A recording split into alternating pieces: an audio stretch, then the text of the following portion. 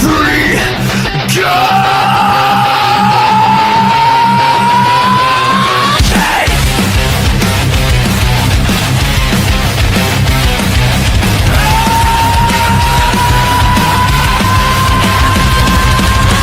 Reece cracks the match! Josiah fans the flame! Temple brings the hammer down! Say the names! Say the names! House of the just 3 guys! Kick the door and the echo rise! Weekly still take a dark rise! Josiah Temple! House of the just 3 guys! Left in the dark when the dead all dies! Trapped inside once a chaos climb! This is your warpath life! Hot takes swing like a bomb war bounce! Truth hits hard like the pain you felt! 3 sharp tongues at a crooked table! Tear down myths, brick by brick! Unstable! House of the just 3 guys! Hit the door and the echo rise! Weekly still take a dark rise! Josiah Temple! House of the just 3 guys! Left in the dark where the dead all die! Welcome back to the wrecking light! This is your house and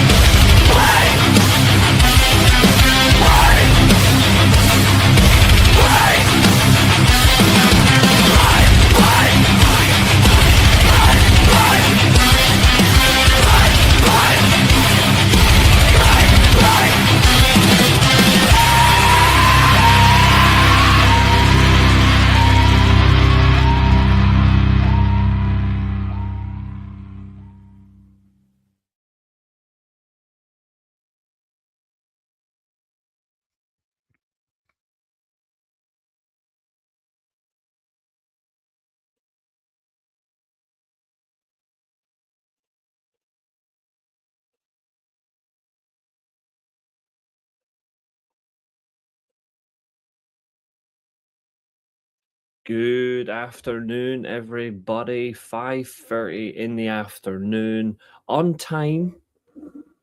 On time. Elements of what I'm trying to be better at, sort of. But welcome back to the weekly Steelchair, where it is me, Reece, host and owner of the channel. Good to see you all. We are going to be here until 7:45 p.m. Bang on. So when it gets to 7:45, we will be out of here regardless. It's good to see you all. Welcome back to the channel. Of course, they're not here yet. They know it's 5:30, so hopefully they're here soon. But today, it's plain and simple. It's Sakura Genesis, the review show. We're going to fire through, get through what we can, have some fun, and just do things the right way, because this is the weekly Steelchair. This is the channel where your opinions matter, where you guys are welcome, and we genuinely have fun. If you don't like it, that's okay. Like, that's fine. Like, this isn't for everybody, but if you want this to be for you, then stick around. We certainly hope this works for you.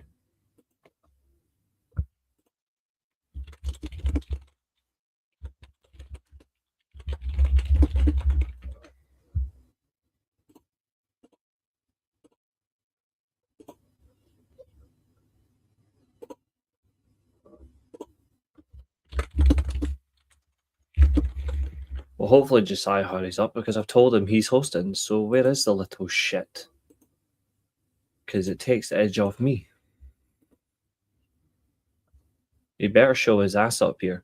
Happy Easter to you as well, Chester. Happy Easter to you. And he is here. He's late, but he's here. Okay. Hello. Hello. Hello, everyone. Happy Easter. It is. It's a weird one, but at least everyone's here. That's right.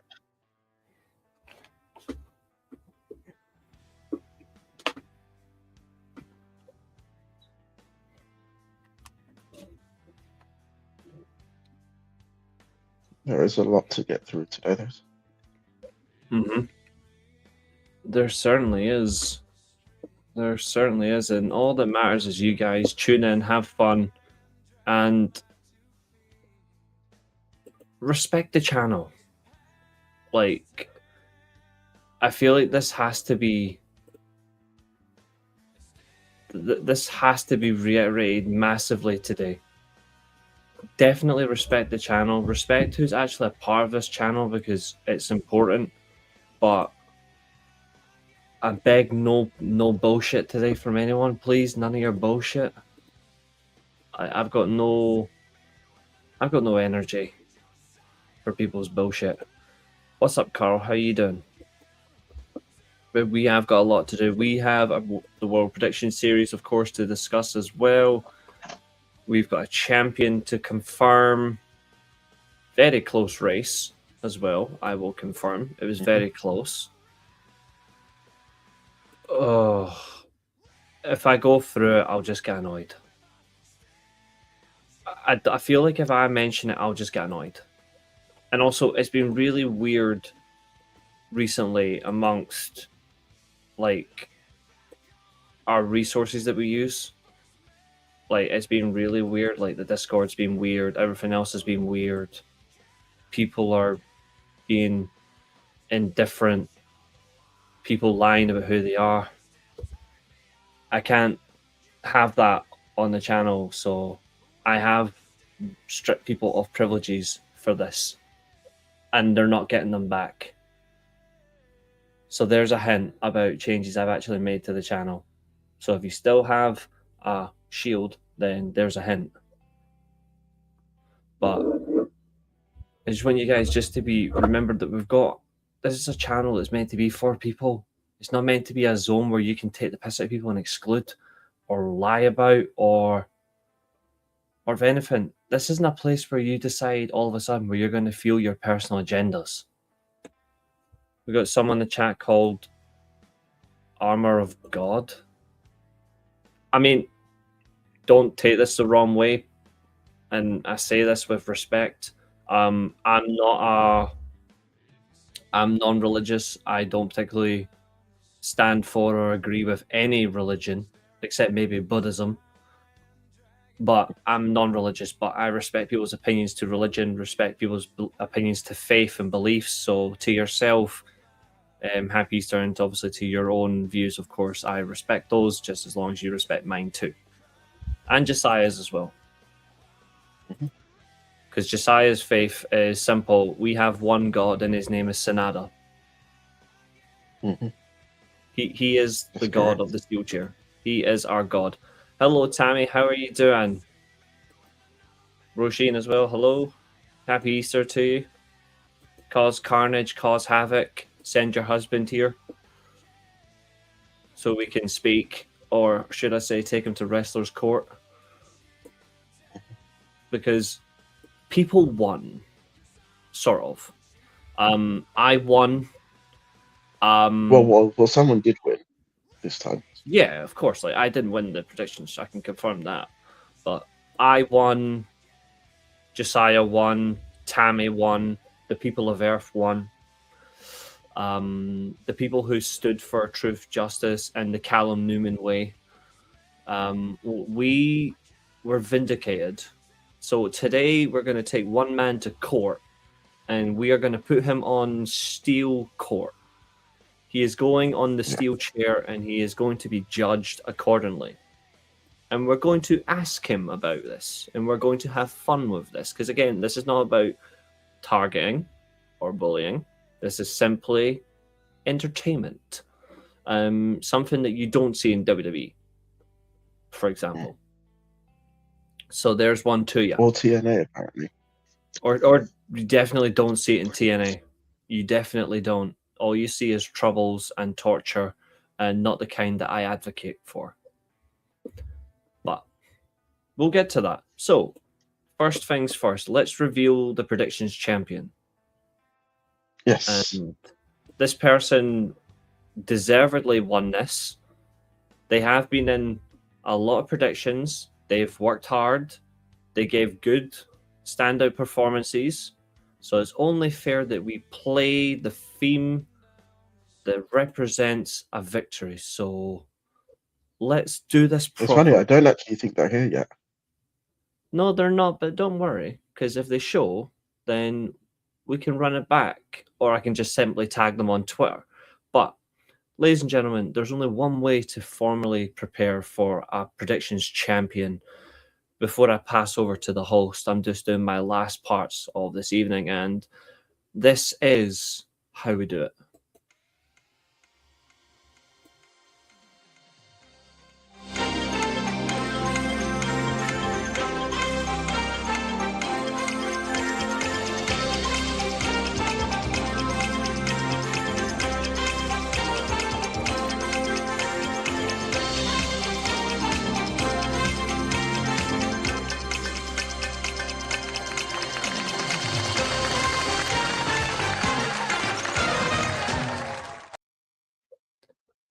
Congratulations, Xavier, for winning the predictions championship.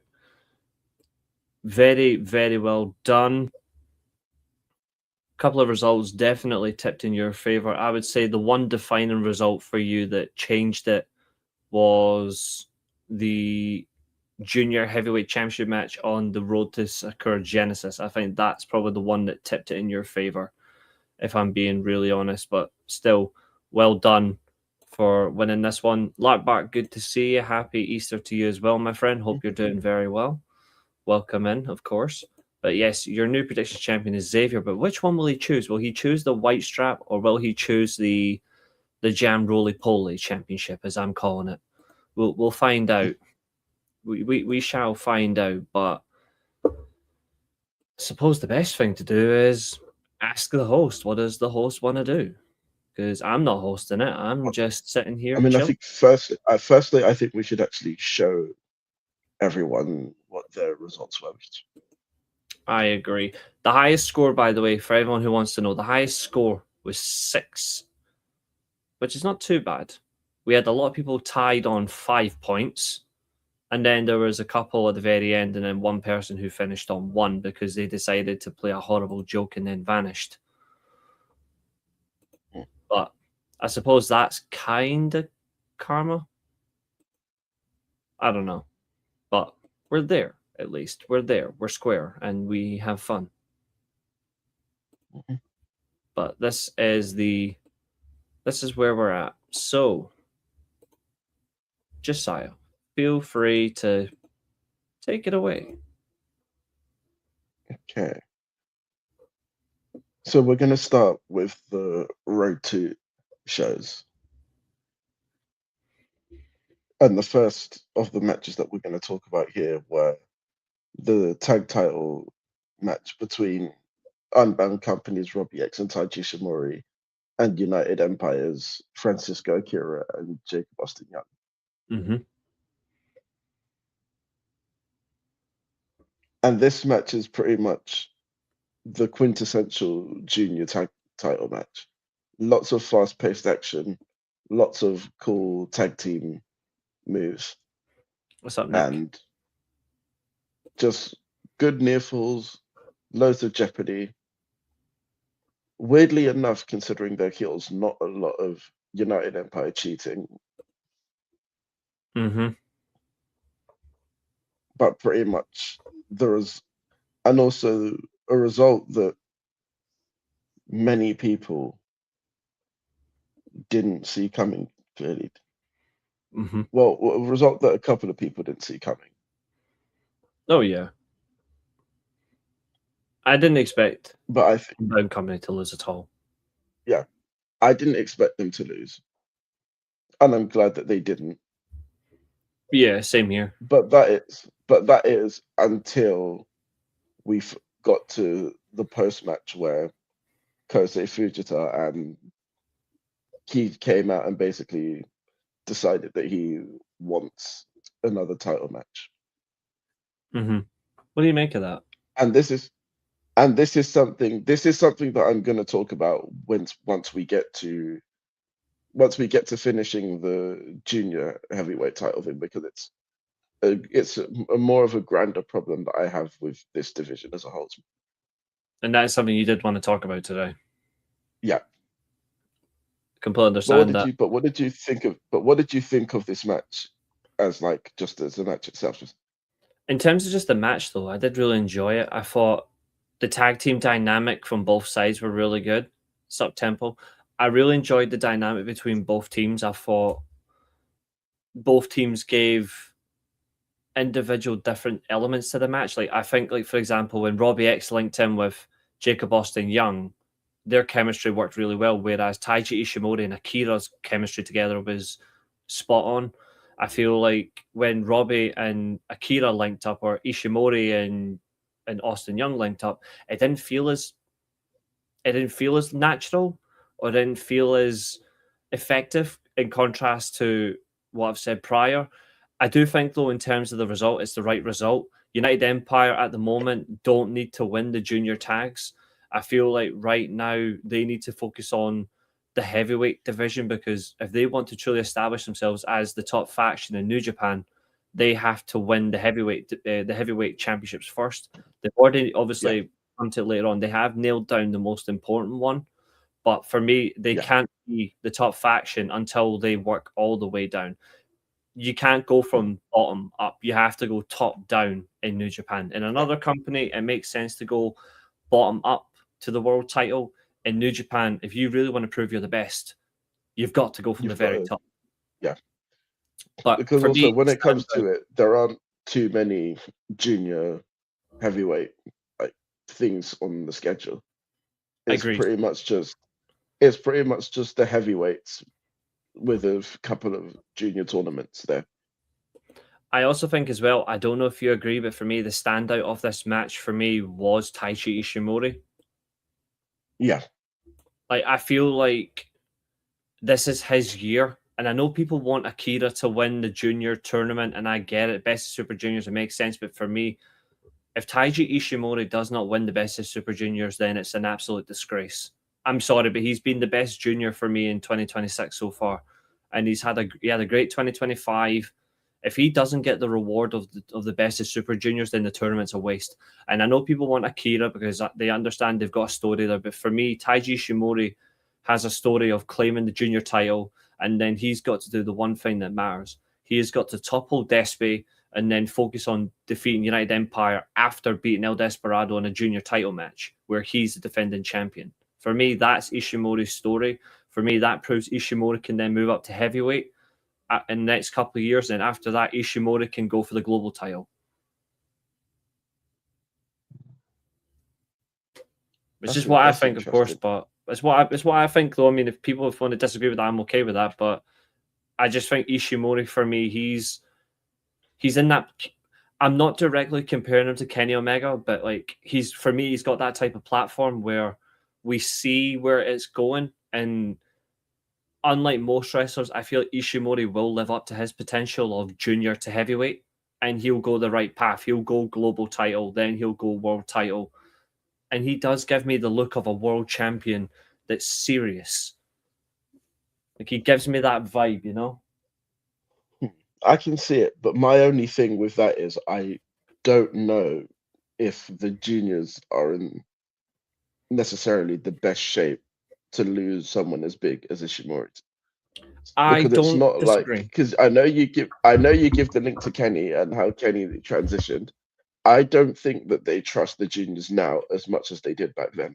I think which is a big reason why you still have guys like Kanemaru, Desperado, and Ishimori still there. Yeah, no, I agree with that. I don't think that's a whole negative in that sense. I do think you're being fair in that context. But I also think, though, like, the only way you can trust the juniors is if you actually bring in more juniors that make sense. New Japan have a chance now to really try and revamp the division. If you don't do it now, then nobody will ever get a chance to progress. Exactly. And also, there's also the whole making better choices when it comes to the junior division, which we will get to. Which we're about to come up to, funnily enough, yeah. But what did you think, though? I thought it was a good match. To be fair, that's a fair point, Temple. Yo is the new Shota of the juniors, failing at the big one.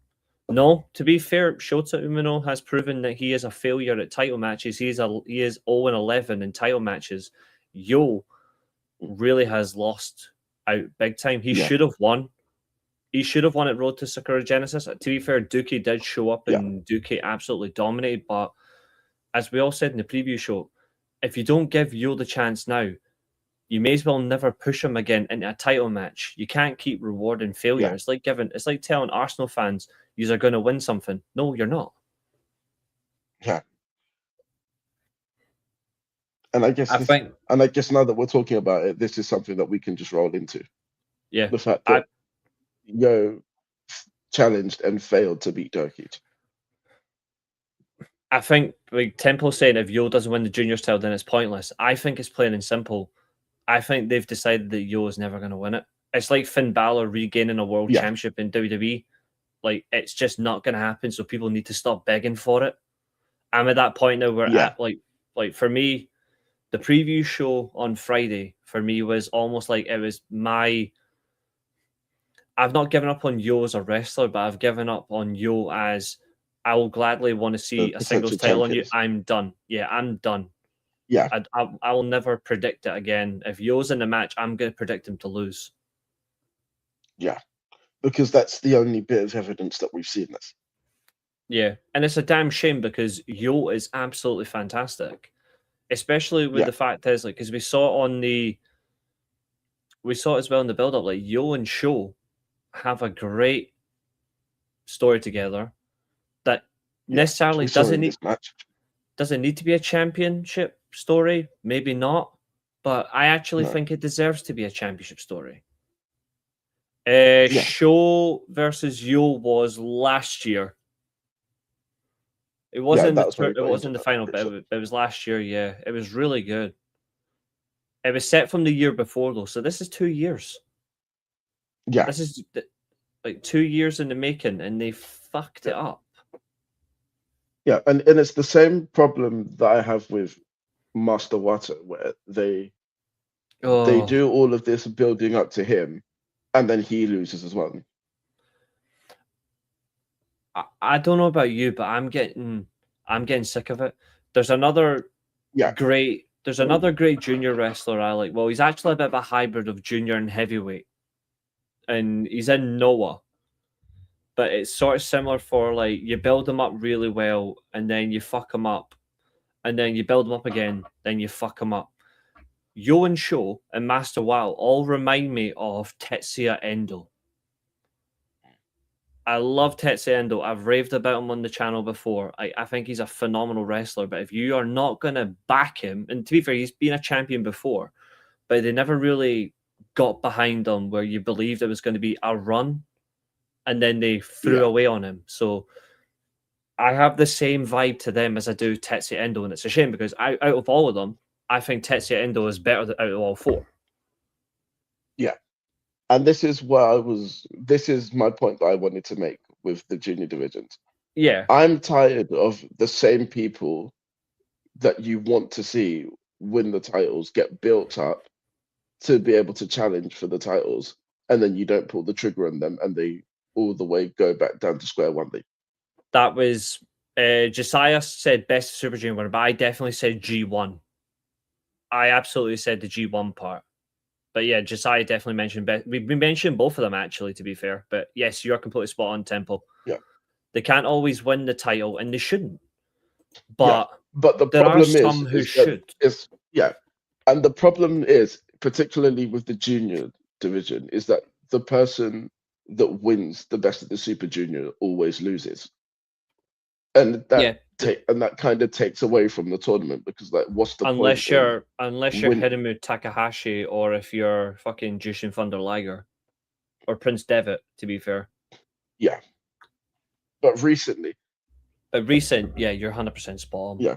Like, it's almost like what's the point in competing for and winning this tournament if the person that wins it is just going to lose? Mm-hmm. I feel like I want to ask your opinion on this and tell me if you think I'm right. See the way they're doing it right now based on recent tournaments. It gives me the same shitty vibe as when Cena won his first WWE title at WrestleMania 21. And then conveniently, the WWE title never changed hands until WrestleMania 26 when he beat Batista. Like, over that 5-year period, the champion retained. Yeah, like, it's always the same link, dude. Yeah. Same StreamYard link. Yeah. Like, do you not get the same vibe? Like, I use that comparison because, like, it's something important, and it's now only because of one person that they will refuse to make the change. But then conveniently, that person's in the challenger spot, and they're like, "Oh yeah, we're going to put it back on you."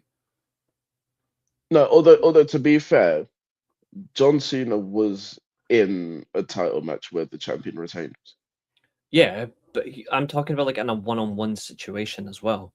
Like he okay. still had that, but you know what I mean. Like when he really was a bona fide favorite, he won it. Like, let's be real, he was booked as a favorite to beat Batista, even though Batista had the physical advantage. They booked Cena to be an outstanding favorite, which is wrong anyway.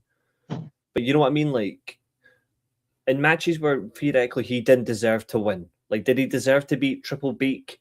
Maybe, maybe not. Did he deserve to beat Shawn Michaels? Hell no.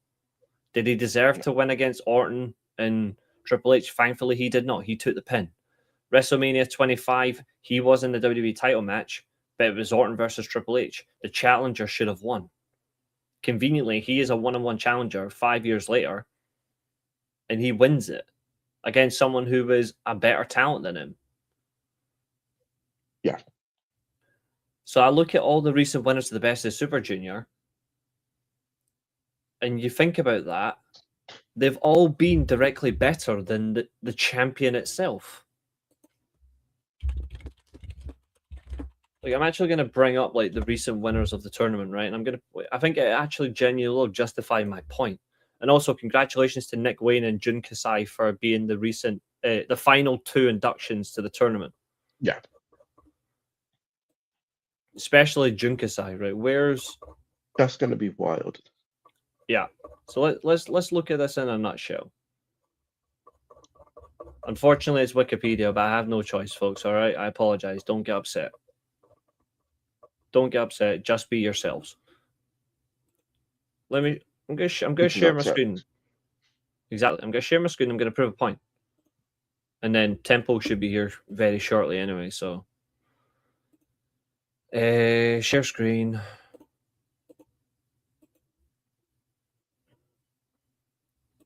Okay, so last year's final, Yul beats Koze Vegeta in 28 minutes.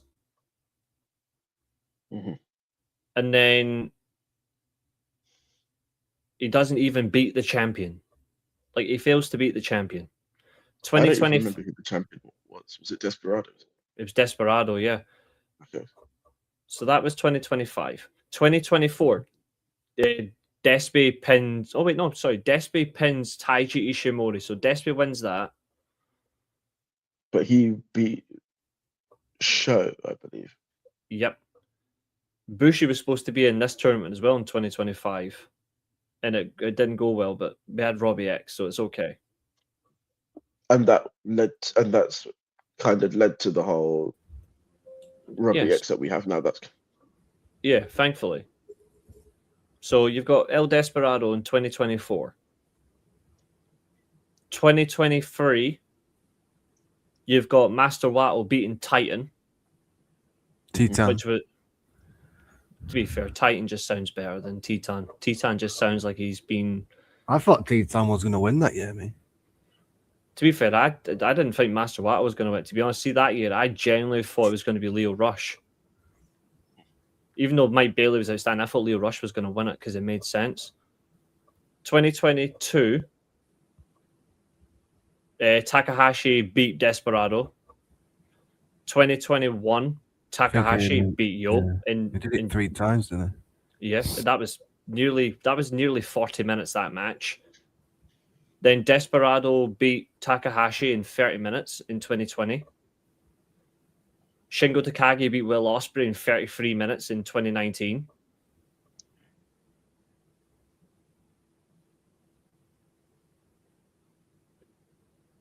Yep. Which, to be fair, was crazy because he was unbeaten the whole way as well. Mm-hmm. The year before that, Taiji Ishimori beat Takahashi in 34 minutes, which included the perverted prick.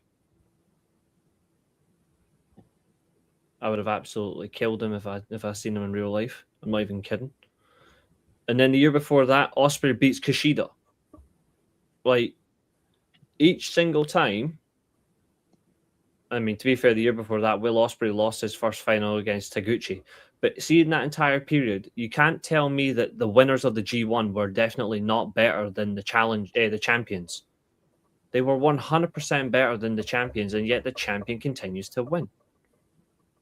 Some of them deserve to, I get that, but some of these winners are absolutely, well, there's a word beginning with R and ends in D, and I'm not going to say it out loud, but that's what I'm thinking, all right?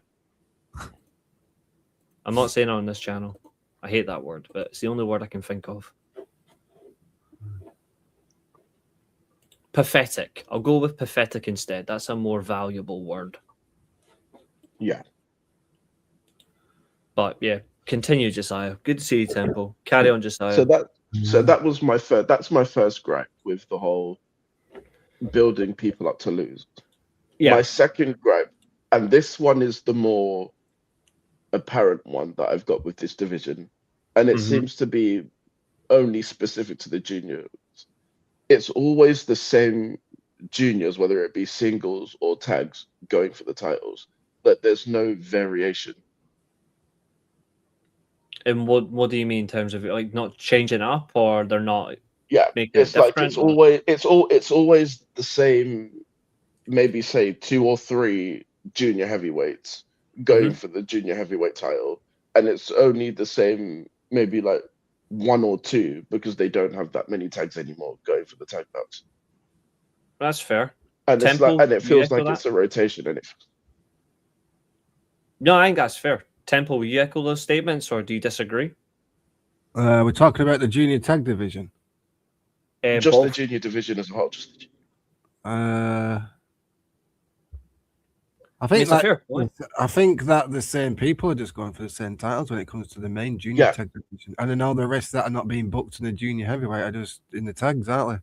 Because didn't Francesco Akira claim that he wants the junior heavyweight title, but he's in this junior tag match? Yes, he wants to be. Yeah, he wants to be the singles champion. Yeah. So being in the tag division with Jacob Austin Young is technically, what's the word to describe that? Contradicting itself or something? Yep, contradictory. Yeah, absolutely.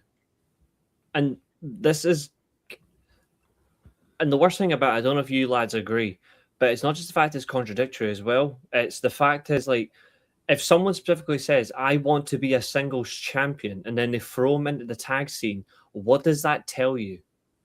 That they're not ready for the singles division yet. Mm-hmm. No, or not even that. I'd say it's more so that they don't trust them in the singles division. But if you can't let them build that trust, why would you continue to book them? Because if you can't trust them to be a single, why would you even trust them to compete for this? What if Francesco Akira said?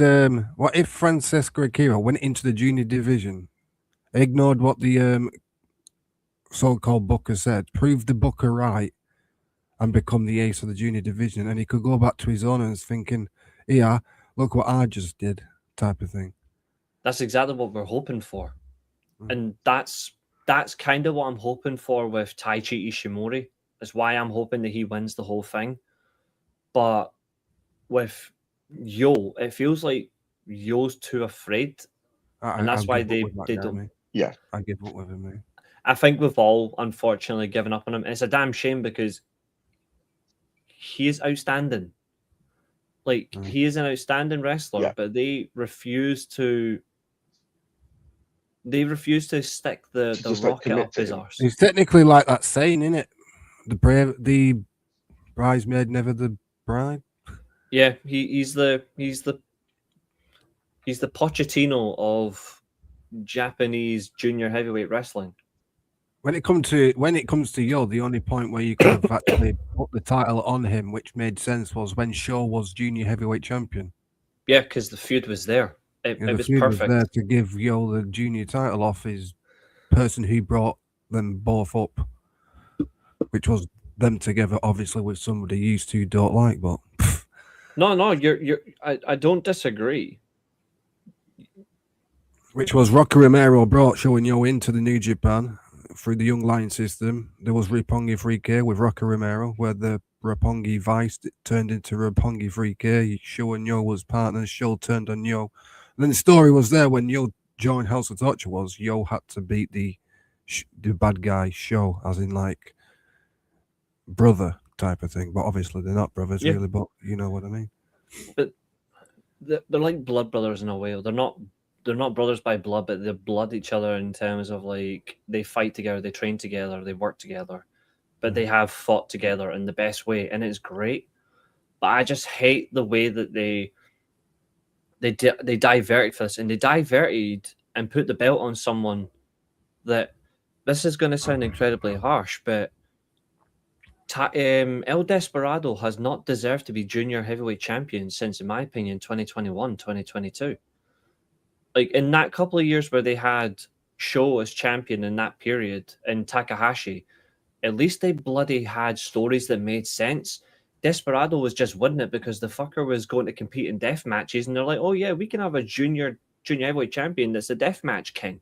No, no. If you want to be the deathmatch king, fuck off to JCW and go and do a 2-year excursion where we don't see your fucking mass face in New Japan. Do you know who should have been? I know this is out of context, but do you know who should have been a junior heavyweight champion singles? Who? You know when ALP El Fantasma won the J Cup and destroyed the trophy and disrespected Juice and Thunder Liger? Yeah, that was major heel heat. It was great, to be fair. I think he should have won the title. They backed out on him as well. If you remember how that match actually went, and when he And actually then, like got we've been the discussing, the juniors that they don't give a shit about go in the junior tag. What did LP do? Won the tag title with Ishimori. Yep. And we all, yeah. And who was the bigger star in that tag team anyway at the time? Ishimori. Exactly. And who's still the bigger star? Ishimori, probably. Exactly. And it's a shame. Well, to be fair, it's not really a shame now because ELP's a dick, but for ruining my predictions a couple of weeks ago. But he still is a quality wrestler, but he's another example of. I think he should have not excursion to the heavyweight division too early. I think he should have dabbled it in a bit too longer, if you know what I mean. Yeah, that's why I'm hoping that I get to see an excursion into the heavyweights from Taichi Ishimori. I don't know if you heard it, but I was basically saying that I want Ishimori to win the juniors and sort of do the Kenny route where he feels like he's accomplished the entire set of the junior division and he feels like now's the right time. I'm going to naturally progress. I'm not going to rush. I'm going to build myself up on the first opponent and I'm going to work my way up to win my first singles heavyweight championship. He wins the global title, hopefully, Taiji Ishimori, and then he goes, you know what? 6 to 9 months, okay, I'm going to go in the G1. I claim he's going to win it, but he loses in, say, the quarterfinals. And then he goes, nobody's better than me. I'm going to become world champion. And then, boom, Ishimori fails the first time, but he wins it the second time. It works for Shingo. Yeah, I don't think it'll happen, though, for Ishimori, but I would love to see it because I think he's good enough to do it. And I feel like, but to be fair, Josiah did make a fair point saying if they don't do it because they don't trust the juniors, then what's the point? I was like, well, Ishimori should just go, fuck you guys. If you won't let me do it, then I'll walk across There were 3 people in the juniors I think should have moved up to heavyweight division like 2 years ago. Hiromu should have went into the heavyweight division. I know he's not perfectly for that heavyweight division, but come on, he's done everything in the juniors. Despy's more, he works bigger people on the indies and he's deathmatch and he's beating Junker side to pillar to post, so he's technically a heavyweight, really. And then there's Ishimori that you just mentioned. He's talented as hell. Ishimori, I feel like out of the 3 of them, definitely would make the perfect transition. Takahashi, I know we've disagreed on it a few times before, but I think now that he has left New Japan, if he finds a way to become a heavyweight where he overcomes that constant losing streak, then it'll work. But if he cannot do that, then there's no element to him. But Desperado, like, it's a fair. I can't argue with that at all. I don't think there's anybody else in the junior division that I think could make the step up. I don't think Francisco Akira would actually do well as a heavyweight if he ever made that call. I genuinely think he would get his arse handed to him, maybe straight back down. I think he's too scrawny. Yeah, I think Robbie X would be a fantastic heavyweight. Yeah. I don't know if you guys agree, but there's one other name that I would absolutely put in heavyweight division if he bulks up a little bit. Robbie Eagles. Vegeta. No, Fujita, no. He's only young. He needs some. Fujita needs for me at least another 7-8 years of experience. Whereas Robbie Eagles, I think he could easily do it. I give I think he's Vegeta got 3 or 4-ish. 4 at best. The only reason why I'm saying 7 or 8 is just because of younger on his side, but also we don't know what the junior division is going to be like, say, 2030. Like, we don't know what it's going to be like in the next 4 years. That's why I would maybe put off. But if it's earlier than that, I'm not against it. I'm absolutely not against that at all. Anything you boys want to say on the rest You of missed these the matches? part where Post-match. somebody came out and actually took the piss out of Donkey for a little bit, which was funny. Ah, You was mentioning on when I wasn't here, I was watching. Don't forget, I was watching that was weird. Tiger Mask. Aye. Yeah. Which Which is the theme of this series, post-match things. I like the moment. I liked it a lot because it's Tiger Mask is with retirement, and you don't piss off Tiger Mask. Is it And weird? I also like that he stopped Tanahashi from putting the belt on Doki. Yeah, that was funny. That was funny. I've got a weird tape, but I feel like you both are going to hate it. Go on. There should be no more Tiger Masks after 4 retires. No. Yeah. There's one in CMLL called Black That's Tiger. fair. Well, that's totally different, isn't it? Yeah. That's fair, but I'm pretty sure that it's been confirmed that there is going to be another Tiger Mask because Tiger Mask is. No, there's a Black Tiger in something like that. CMLL. He's called, what's he called? Magnus or something? Magnus is the Black Tiger. Yeah, he's the he's like the dark essence of Tiger Mask. And that's He's your like retirement match for Tiger Mask when it comes up. It might be. I mean, we won't find out till July, but again, at least the good thing is he'll retire in Korakuen Hall. Like, that's been confirmed, at least. That'd be cool. Yeah, like that's something they confirmed on the road to Sakura Genesis that he'll be. Probably why he's challenging for the junior heavyweight title for the final time because he's retiring or something. Probably. He might be scouting opponents that he'll go like, maybe this guy I could have like one last time, but I want him to just to get an opponent that fits him. You know, like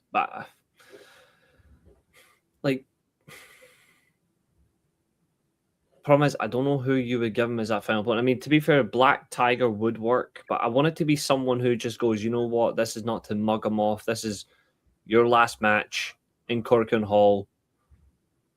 Maybe you bring in someone from another promotion he's worked in. I wouldn't be against that either, but like, you know who I wouldn't mind being his final opponent? Bushi. But then he'd have to go to No. You can invite Bushi over. You think he'd go back? For one night only? Yeah.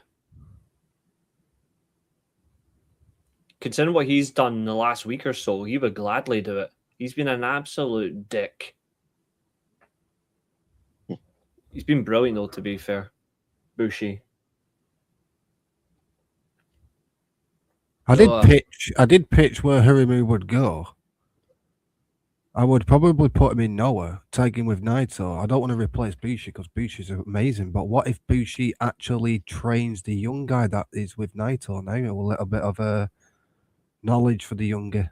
He is their confirmed protege. He's the young lion of their new faction. So if Hirimu Takahashi comes in, he could tag with Naito in the heavyweights, and Bushi and the young lion dude could tag him, and the young guy could get experience off Bushi as well. Maybe the juniors. It all does depend on the upcoming tag match because we do have an upcoming title match where Bushi and Naito are teaming up against Ozawa. And his protege as well, which is not Ogata-san, because if he finds out he's tagging with somebody else, Ogata-san will go sick. Yeah. I've actually got I've actually gotten this I've actually got in the community tab, like he's at the tag match. Hold on 2 seconds. And plus that Owada-san's due to come back yet. Yep. I think it's in Although, progress. I think. to be fair, I burst out laughing when I seen Naito and Ozawa doing the tranquilo pose together in mid 6-man tag match. They just burst out and done it together. Right, where is it? Naito obviously sees talent and he likes to put over Mr. Ozawa because he's young and he gets it. That's why. Naito's just the guy, and people need to wake up and realize that. Yeah, so it's I'm pretty sure I'm pretty sure for the tag match it's Naito and Bushi versus Ozawa and Segura. I'm sure that's who the tag team title match is. Segura. Oh yeah. Mm-hmm. Yeah. Is he called the chairman or something, or is it somebody else that? No, that's Yoshitatsu. He's the chairman, and he's on my bad books at the minute. Yeah, because he said something about the GHC Heavyweight Championships under WWE property. He's only trolling. Oh, he is, but he's still my bad books for that comment, the wee prick. Speaking of people who's not on my bad side. Chance in the building. Hello, predictions champion. Yeah.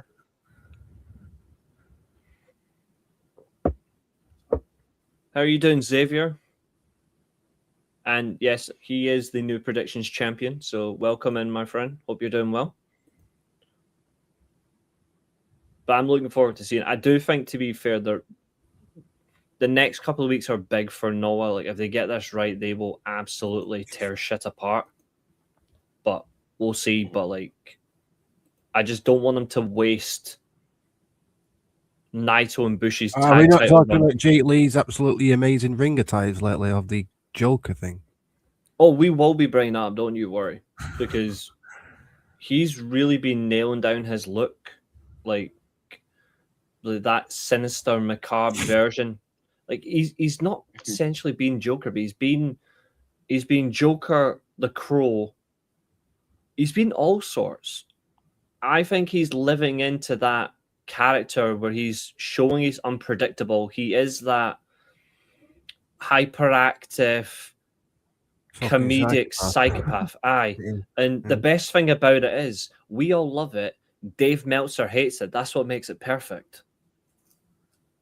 Yeah. For somebody that claims to love wrestling, he sure as hell hates Jake Lee, who's a great wrestler. I don't understand that. Yeah, me neither. Jake Lee's good at what he does. He gets his characters what he does. Exactly. He's like the Japanese. I'm going to say this now. He's like the Japanese Chris Jericho. His gimmicks just change within the time. Yeah, it's like saying you love wrestling, but it's like saying you love wrestling, but you hate like Kurt Angle, or you hate That's probably the best example. It's like saying that you love pro wrestling, but you hate Kurt Angle. That's what Jake Lee is. Jake Lee just gets the business, and if you hate Jake Lee, you're a fucking weirdo.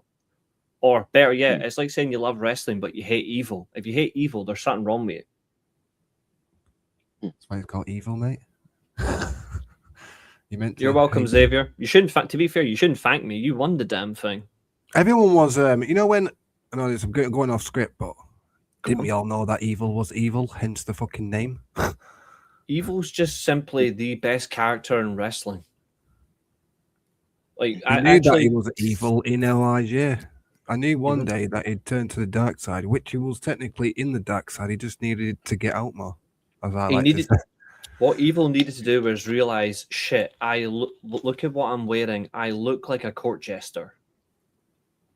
Then he went, fuck this shit. I'm going to upgrade my clothes. And then he went from being a pleb to an amazing world champion. In LIJ, he was actually a good wrestler in LIJ, though. Oh, yeah, he was. But when he went to House... When he was tagging with Sonata, I think Evil were better than Sonata when they was tagging with each other. Mm-hmm.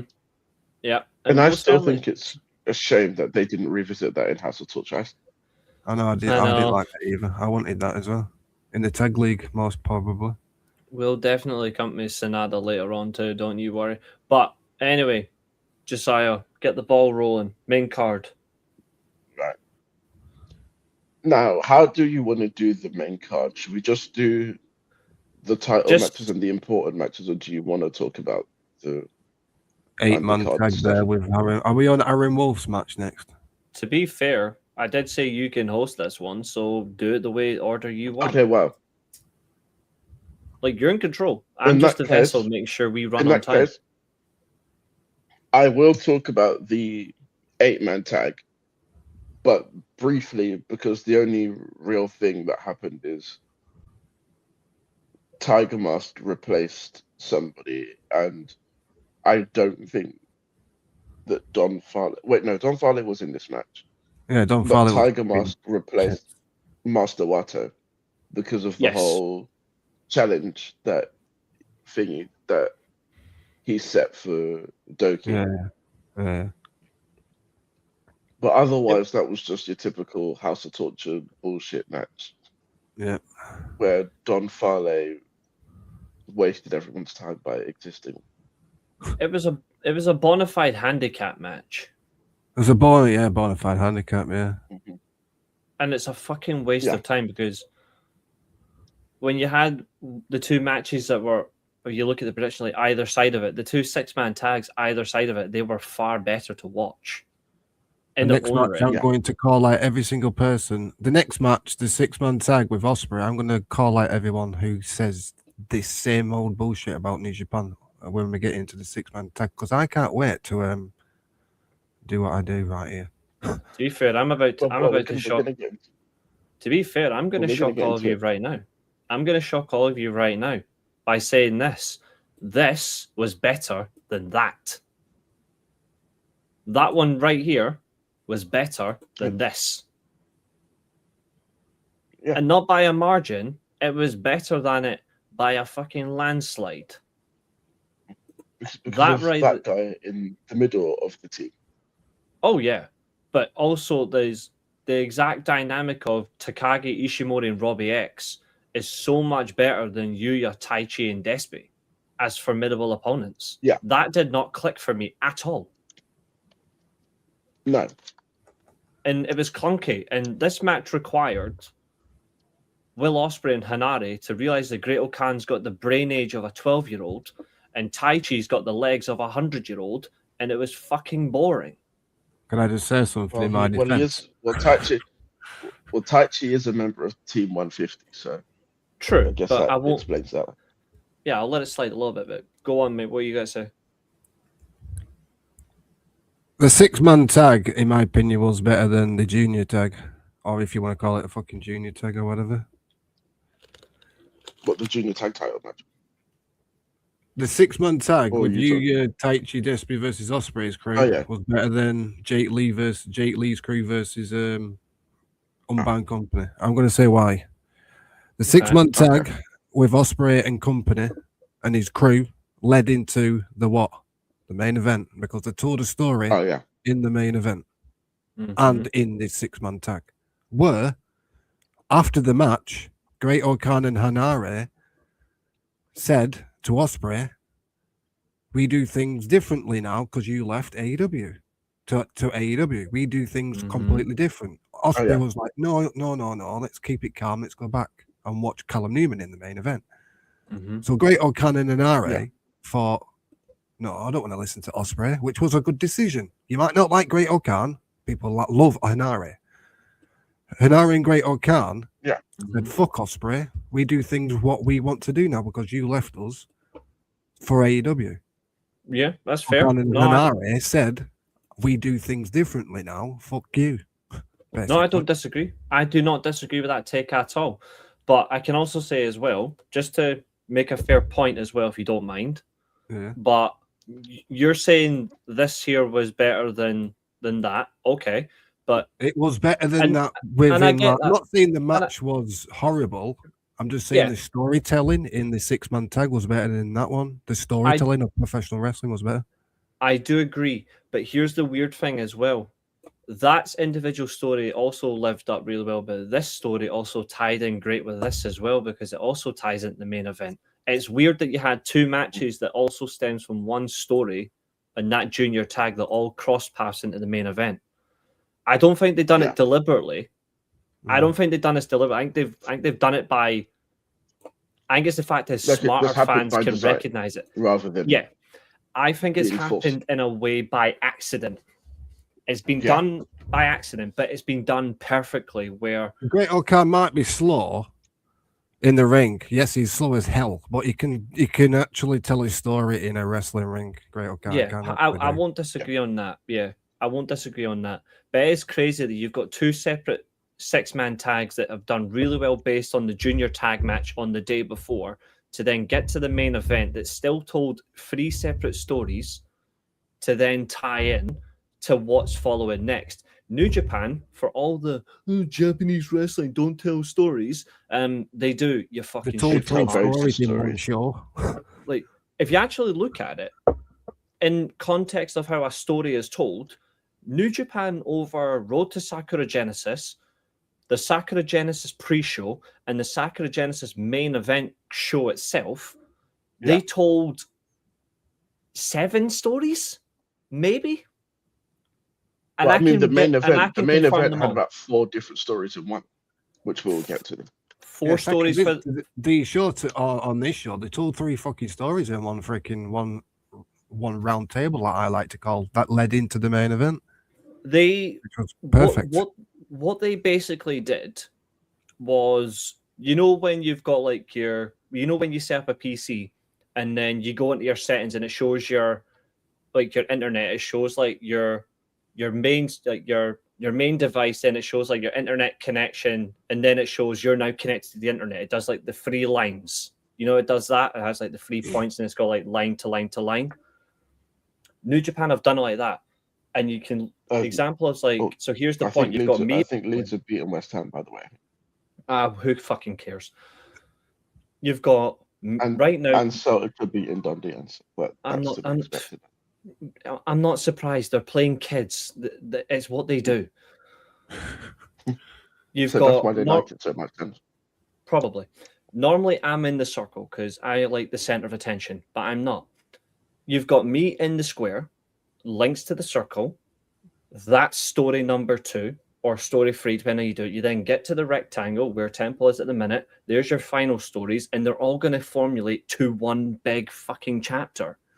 Newsflash, WWE, this is how you tell stories. It doesn't have to be, when I said storytelling in an actual wrestling ring match. Yeah, like match-based storytelling for me is is why I prefer match-based storytelling, because you can tell a story by wrestling. It doesn't have to be hundreds of hours of promos. You can do 2-minute promos, but still tell a story based on a match. One of my favorite wrestling stories in recent years was Will Ospreay failing to hit the fucking Tiger Driver, which I called before everybody else. You can go back and look. I liked it when people actually. I like it when somebody actually speaks in a wrestling match. When somebody's getting kicked the fuck out of and he's like, they're fucking giving him digs, speaking to him. Don't know whoever does that in wrestling, but that's perfect for me. Not a lot of it happens, really. But I predicted after the what match was it? Yeah, it was the Bryan Danielson match with Will Ospreay. And he hit the Tiger He hit the Tiger Driver. I mean, to be fair, the whole time I was thinking of, he's gonna hit. He's picturing Tiger Mask. He hit the Tiger Driver on Will Ospreay, and I was on a show the following day reviewing it. And the first thing I said was, I guarantee you, they're going to tell a story where Will Ospreay will not hit the Tiger Driver until he has to be pushed to the edge. And who was the first person he hit the Tiger Driver on after that? I think it was Will Ospreay on Kenny Omega, wasn't it? It was Will Ospreay versus MJF in London. When he beat him for the international title with the Tiger Driver in the middle of the ring. He went a full year without hitting the Tiger Driver, and it was a brilliant story. And that was based on, I'm not going to hit a move, which is why Kevin Owens pissed me off when he refused to hit Cody Rhodes with the package pile driver. The pussy. No, because it was just... No, but he did it wrongly. Like, it's the way he done it. It was like, you had it, you ruined it, you pussied out, and then you went, I might just do it. Then straight away you done it. No, fucking stick to one or the other. It was going great. And then he fucked up because, well, to be fair, he probably didn't get his medical insurance. Probably that's why he's injured now. Exactly. Dumbass. But he had a good chance and he bottled it. But, New Japan on one show have told more stories in one fucking event than WWE has done since, I'm going to say this boldly, 2009. I did like Exactly. the show, Absolutely, Xavier. Spot on. Do we have to talk about the Bishamon match? Fuck me, it's like torture most of the time. Yes, we Yeah, do. we But have before we get to that, there is a big thing to talk about. After Yes. the 6-man tag match, backstage, Ospreay, Great Okan, and Hanare declared that they're going for the Never 6-man titles. Mm-hmm. Really? Huh? Yep. And we know what that means as well. Mm-hmm. Or at least what we're hoping for. Fuck off. Hiroki Goto, Yoshihashi. Oh my God, Hinari and Bolton. Jesus Christ, in the Yep. same ring. Christ. This man here is going to end up turning heel very, very soon. And when he does, I can't wait. I cannot wait for Will Ospreay to turn heel. But anyway, this 6-man never openweight tag match. I couldn't give a single fuck. We to that. don't really need to talk too much about it, apart from the fact that the champions retained. Ren And then Narita again, should be in the fucking. Ren Narita shouldn't be in House of Torch, you know. We've been saying this the whole time. Ren Ren Narita Narita should should be in be in wrestling. TMDK. I don't know. I'm just saying it. Ren Narita should be TMDK. I actually think he should be without a faction. Just like Shibata. Ren Narita doesn't need a faction. He can beat anybody on his own. But he's turned into a bloody goof that I just do not care about him anymore. But yeah, we don't really need to talk about this match too much. All that really happened was the champions retained, and Bolton demands a rematch with Maria. I hope he beats him. I hope Bolton Oleg's the king of the open weights, hopefully. I want him to do it, but I want him to do it in 2 minutes. Yeah. To avenge Adam Wolf. But that's what I want to see happen. But speaking of avenging, it's a match that everybody predicted and everybody got wrong. Yeah. I'm surprised that Katherine didn't go for a draw, considering that she loves both of these so much. It's because Katherine was too busy thinking about which one isn't going to tie her up. Neither. I'll be honest, I was bored with this match. I actually thought this match was pretty good. I didn't hate it. And this is the only match that I'll say Takeshita, it bored me to death. What I found offensive was there was somebody, there was a media on social media that was actually trying to say that Takeshita's useless in a 50-minute match. And I was like, you don't watch wrestling at all, do you? Oh, speaking of Katherine, she shows up. Oh, hi. It's because Katherine shows up immediately as soon as the rain gets bad here. It's almost like the piss has flown out. Can't say that word, V. She'll get, you know what I mean? No, I said piss, that's okay. Oh, yeah, you forgot. Oh, by the way, guys. Oh, by the way, guys. Oh, don't even get started on that. Oh, it's by the way, 2-2. guys. Today's rain in the UK, Manchester is absolutely fucking pissing it fucking down. You know what I fucking mean? Do you want to know? Do you want to know what's funny? The West Ham fans were actually leaving the stadium until they scored the first goal, and then they all came back in. It's the same player that we're after as well that scored the first goal. So I'll Sorry take for that. swearing though, you know, because I can't do that with the weather. No, it's okay. I mean, for some reason, I can't swear about the weather, but it's funny. We've had all sorts of weather today. We've had rain, snow, sleet, hailstones, rain. It's been a day of paradise, but apparently if I say anything about the weather, apparently I don't have dignity or class or pride. But again, who the fuck cares? Oh, sorry. I meant who honestly cares? Oh, that's us. I digress. I can't swear about the weather. It's the same in Sheffield. Probably raining pigeons there, love. Calling Carl love. Oof. Okay. I can see the sun outside. You London bastard. It's been great. It's been great this whole week. How many draws of this TV's that, lad, though? There's been 2 in recent months. Yes, there's been 2 major draws. Yeah. And And then one there's also been the AEW one- draw. and one backstabbing Judas. ELP. Not looking at Chris Jericho either. No, it's just ELP's a backstabbing Judas. Because you lost in predictions, isn't it? Aye, it's because I lost the predictions. I would have won if you hadn't Because been he a gave back. to Takeshita 5 more minutes with Exactly. Who the hell does that? John Moxley. It's probably the only 5 minutes Takeshita gets that back arm, so bless him. Well, yeah, because he kicked his wife in the face the other day. That is true. That is true. He absolutely mugged her. Although not the first time. What did you say? Somebody that on social media said Takeshi can't fight for another 15 minutes. That's why he does these matches. Like, No, Aye. someone said that he couldn't go 15 minutes without using rest holds, and then they questioned why New Japan gave him G1. Even though I think it's So why did New Japan give him the G1 one? Then it's technically in the final 60-minute time limit, and it went like 40-something minutes. You tip. make it What? make sense. It's why we it's that post when I called out saying you've got to be kidding when you said, oh, he's probably go back to being a penguin. Like it was that person saying, oh, it's like it makes no sense. Like it generally does not make any sense. And I'm sorry, but they want to complain about Takeshita using rest holds when that's all you get in WWE unless it's an AJ Styles match. Like make that make sense. Jesus Christ, Dan. I wasn't Jesus. shitting from my arse either, Dan. It's your fault. I caught it off Jesus. you. Jesus Christ. I caught the flu off Dan. Through Mike, it was. He breathed, and I just incited the illness inside of me, and then he didn't hear me for like 2 to 3 days.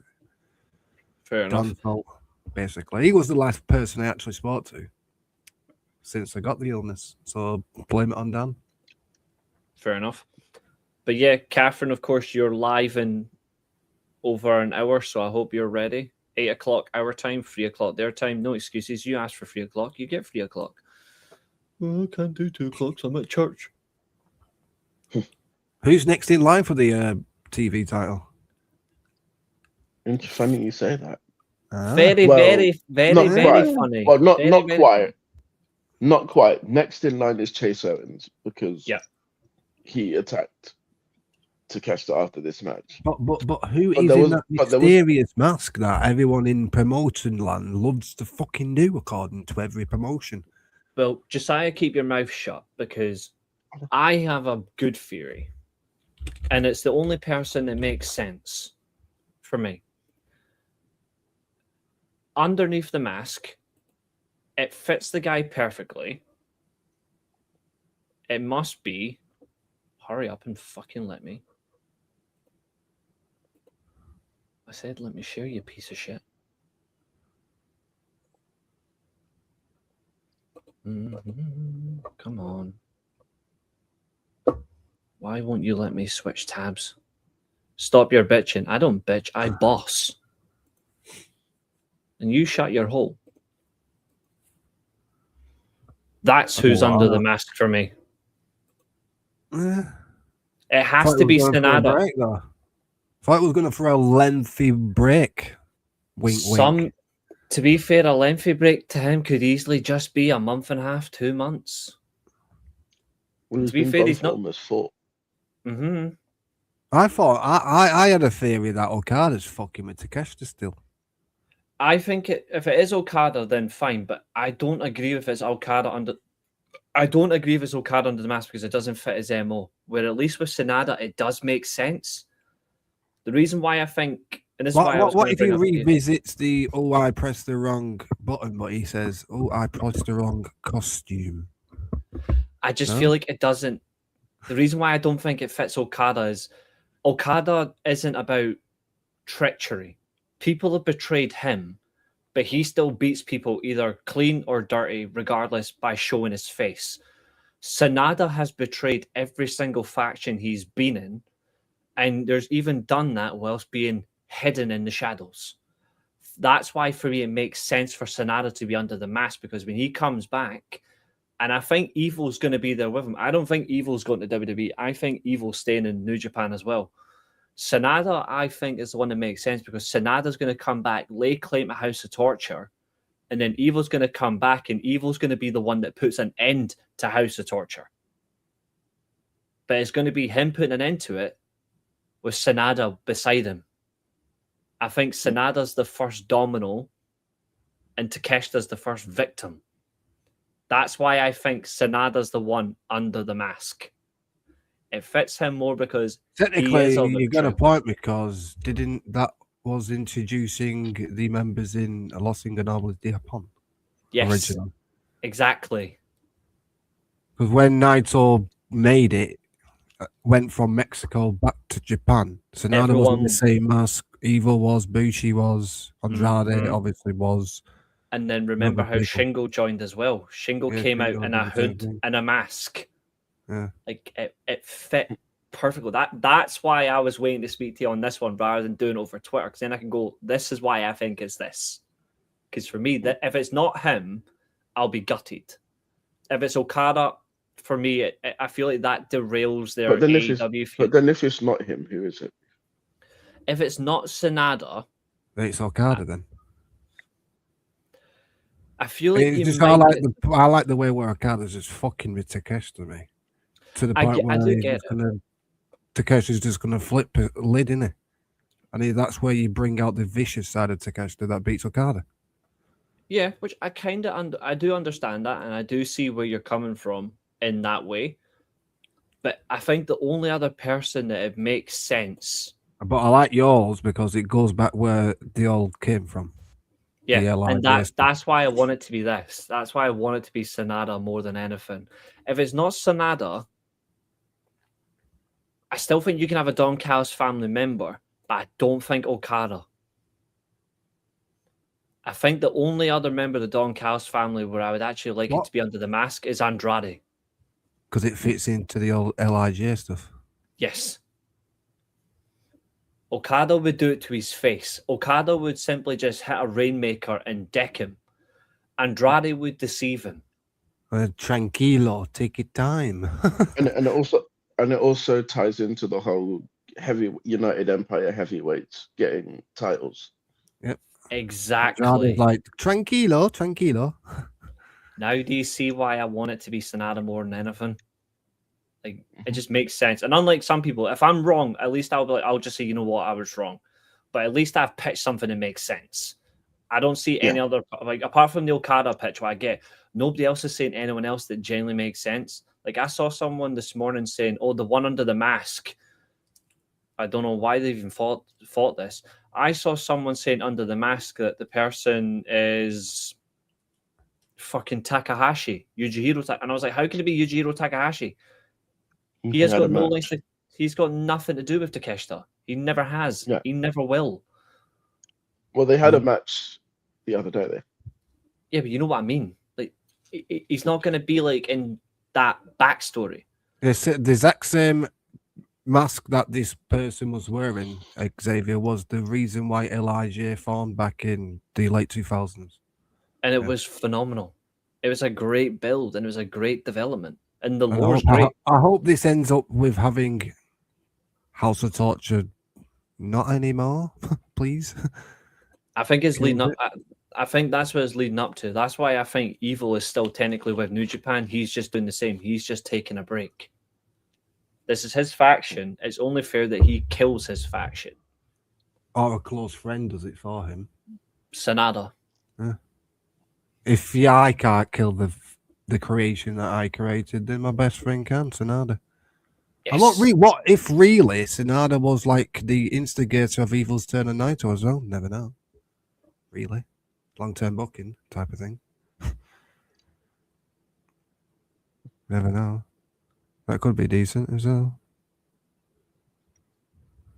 Sanada could actually jump up to Noah as well. Never heard of that. Hiromu and Sanada. LIJ, Noah.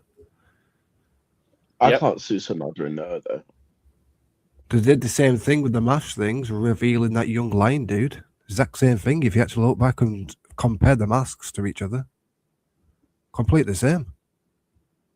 Yep. But that's because they'll never step away from that. They'll never step away from that gimmick. But I like the way how they did it with the background of LIJ, but there's too much mask stuff in wrestling now that it's overkill, in my opinion. But that's just me. I like the LIJ back history stuff with it, but in wrestling in general, the booker loves a masked assailant. Mm-hmm. They do it in WWE, AEW, all around. Mm-hmm. Everyone does. No, it's true. No, I don't disagree with that. For me, it has to have a relevant point. If you're just wasting it because it's a mask, then you've killed the whole concept of a mask. If the person in the mask has, like, I don't know, like we said, LIJ stuff, because that's how they debuted. Long-term storytelling.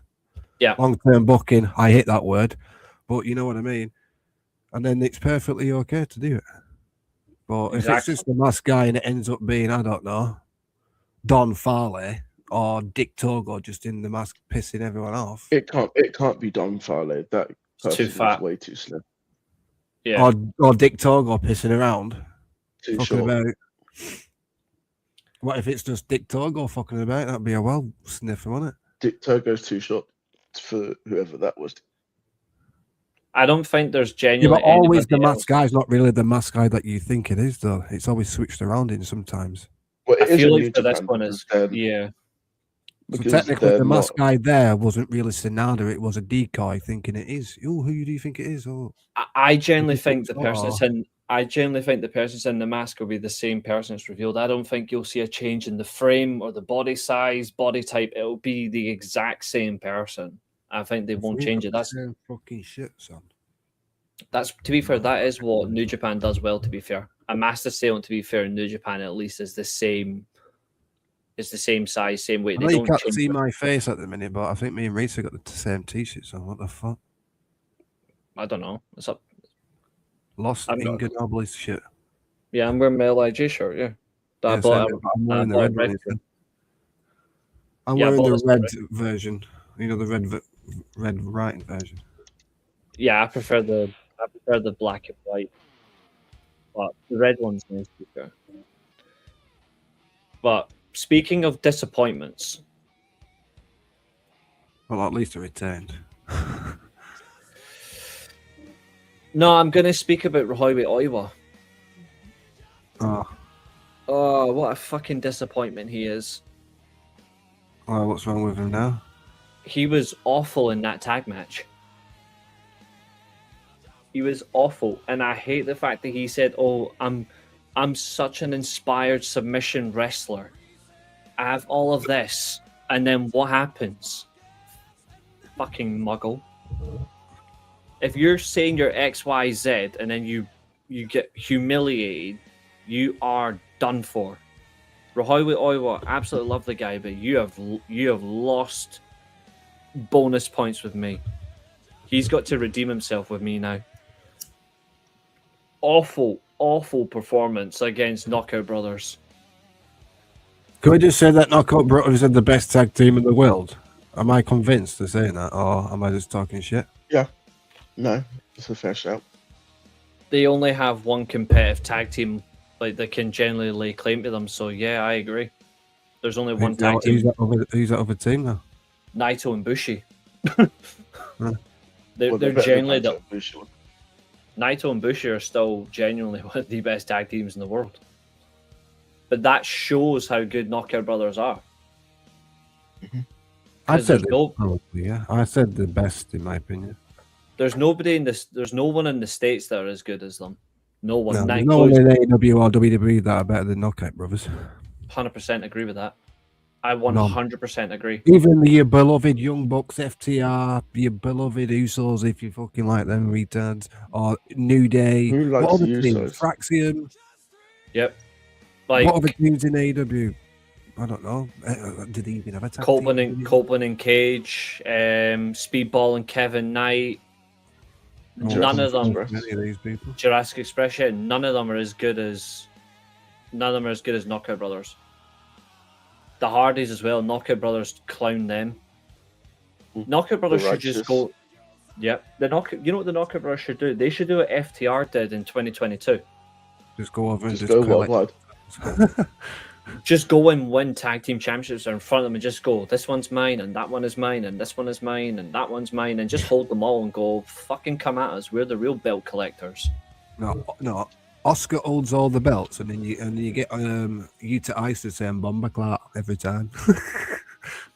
Now, what they should do, because that part's funny. You get Utah Ice wearing a Bumba Clark shirt with all the titles printed on it in like top down, and then you've got Oscar, who's actually wearing all the championships simultaneously. So Utah Ice displays them on a T-shirt. Oscar's got to carry them because they're too heavy for you Ice. He is really good though. He was excellent in that tag match, but the standout again was Oscar. Like he is having a great year. He is having a great year so far. Would you say he's the best big man in wrestling? Um,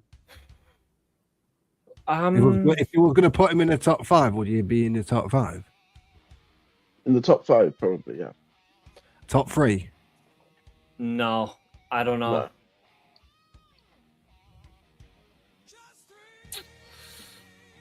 It depends. Who are you saying right now is the top 5 for big men? Like, if you had to nail down, for me, number 1 is Brody King. Mm-hmm. Yeah. Brody King. Number 2, who would you say? Oscar. Number 2. I mean, I'd still have Lance Archer in the top 5. I think he's But he's not exactly been a relevant. lot more. Like, Well, no, he's been a lot more relevant this year. Yeah, and he's actually been other shows where he is actually getting a chance to wrestle more, and that is helping him. I would have him in that. Yeah. I don't know if he's in the top 2, but he's definitely in the top 5. I agree with that.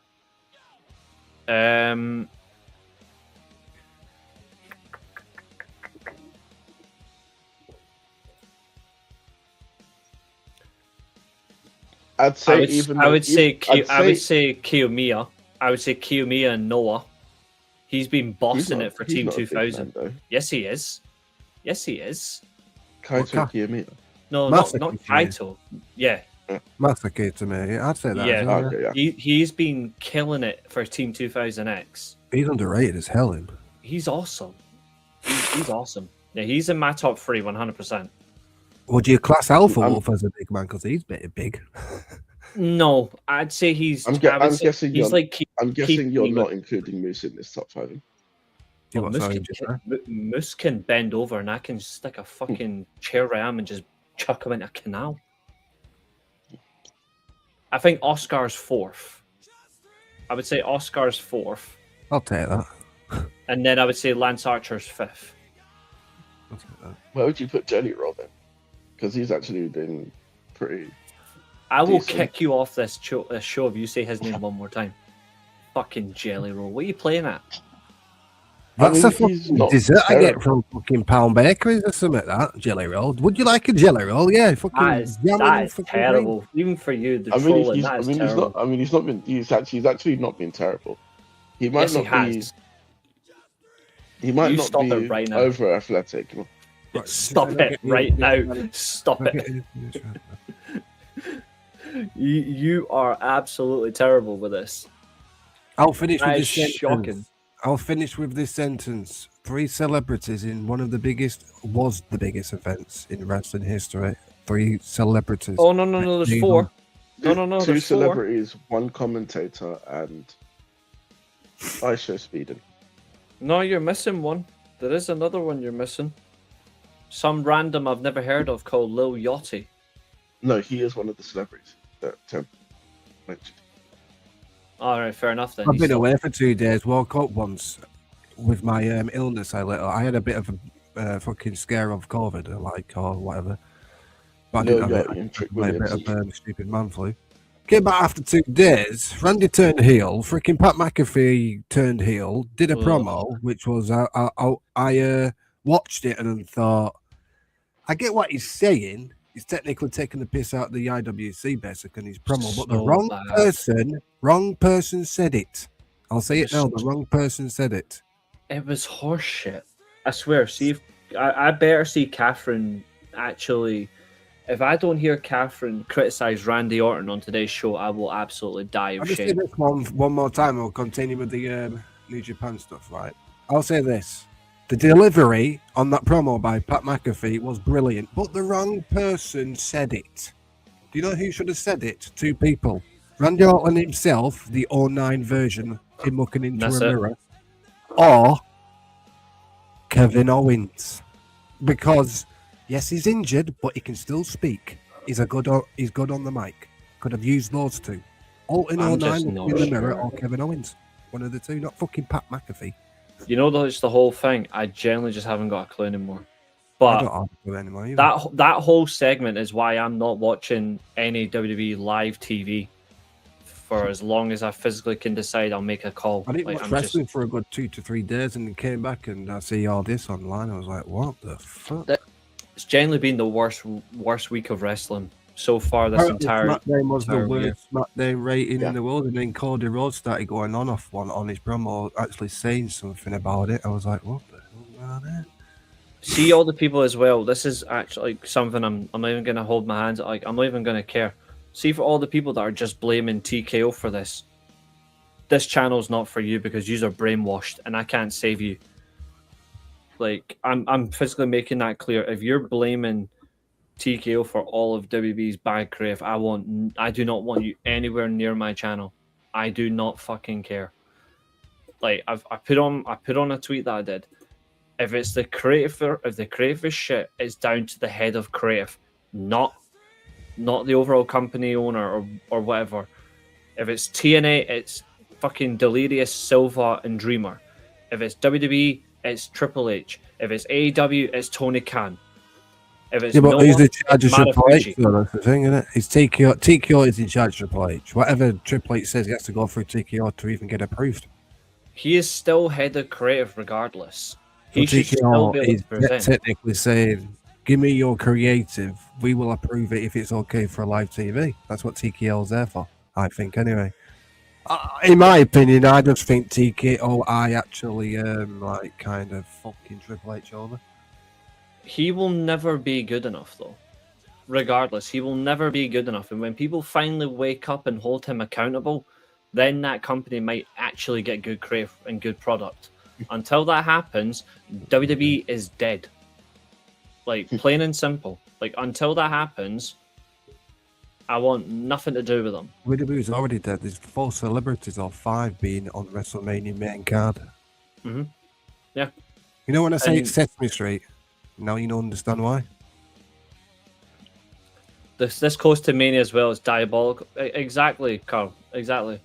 Like, I probably give Triple H a next. he'll be gone after Mania. Like, literally, the I'll clock give him is... some credit. I'll give him 16 months and he's out by Vince comes back and then back to square one again. Because you know it's coming. To paraphrase a segment from a couple of years ago, the sand clock is already ticking on Triple H, but this time Karrion Kross's character can't be ruined by him. He is done, Triple H. He's done. I cannot wait for him to go, like, because he is just as bad, and no wonder that Road Dogg went, "This is shit." It's high time someone hold that muppet accountable. And I'm sick to the back teeth of it. You might be just TKO in Triple H's there though. Well, if they're in his ear, he should have the balls to say, "No, yeah, this but doesn't TKO work." are technically his boss. Triple H just books and he has people under him. TKO are Triple H's bosses. His boss is Nick Khan. His Technically, boss is, he's in charge of TKO. Nick Khan, no, yeah. that's Ari Emanuel. No, Ari Emanuel is. But technically, but that's Triple report- H's boss, though, isn't it? No, that's already been confirmed. Triple H's boss is Nick Khan. But like, that's who he And who's reports Nick to. Khan? Nick Khan's TKO. boss is Ari Emanuel. Yeah, they're completely separate in terms of like how they handle things. But like, they've already said Triple H's in charge of all the creative. Nick Khan just operates other things with him. But in terms of who's in charge of the creative full stop, it's Triple H. The buck falls with him. So technically, if Triple H said, "No, I don't want any celebrities for WrestleMania, such and such," and the TKO board say, "Yes, we want 4 celebrities," Triple H can't say "fuck off," can he? He can say, "Then I'm not going to use them in main. I'm not going to use them in this way. I can use them differently. That doesn't affect main stories." But he adds them to main stories because he thinks it'll improve it. It doesn't. And then TK is like, "We want to use these celebrities in these matches because it draws ratings," which it does, because let's be real, celebrities draw ratings because it actually does if you actually look at it. He effectively is putting them. It's like when this is why, like, when I say, like, if AEW's creative is in the shitter, it's Tony Khan's fault. Not only is he the president, but he is the head of creative himself. He's put himself in that position. So therefore, for example, when they put certain talents in stories that don't make sense, if it ends up shit, it's his fault. It's not Jerry Lynn's fault. It's not Christopher Daniels' fault. It's not Kenny Omega's fault.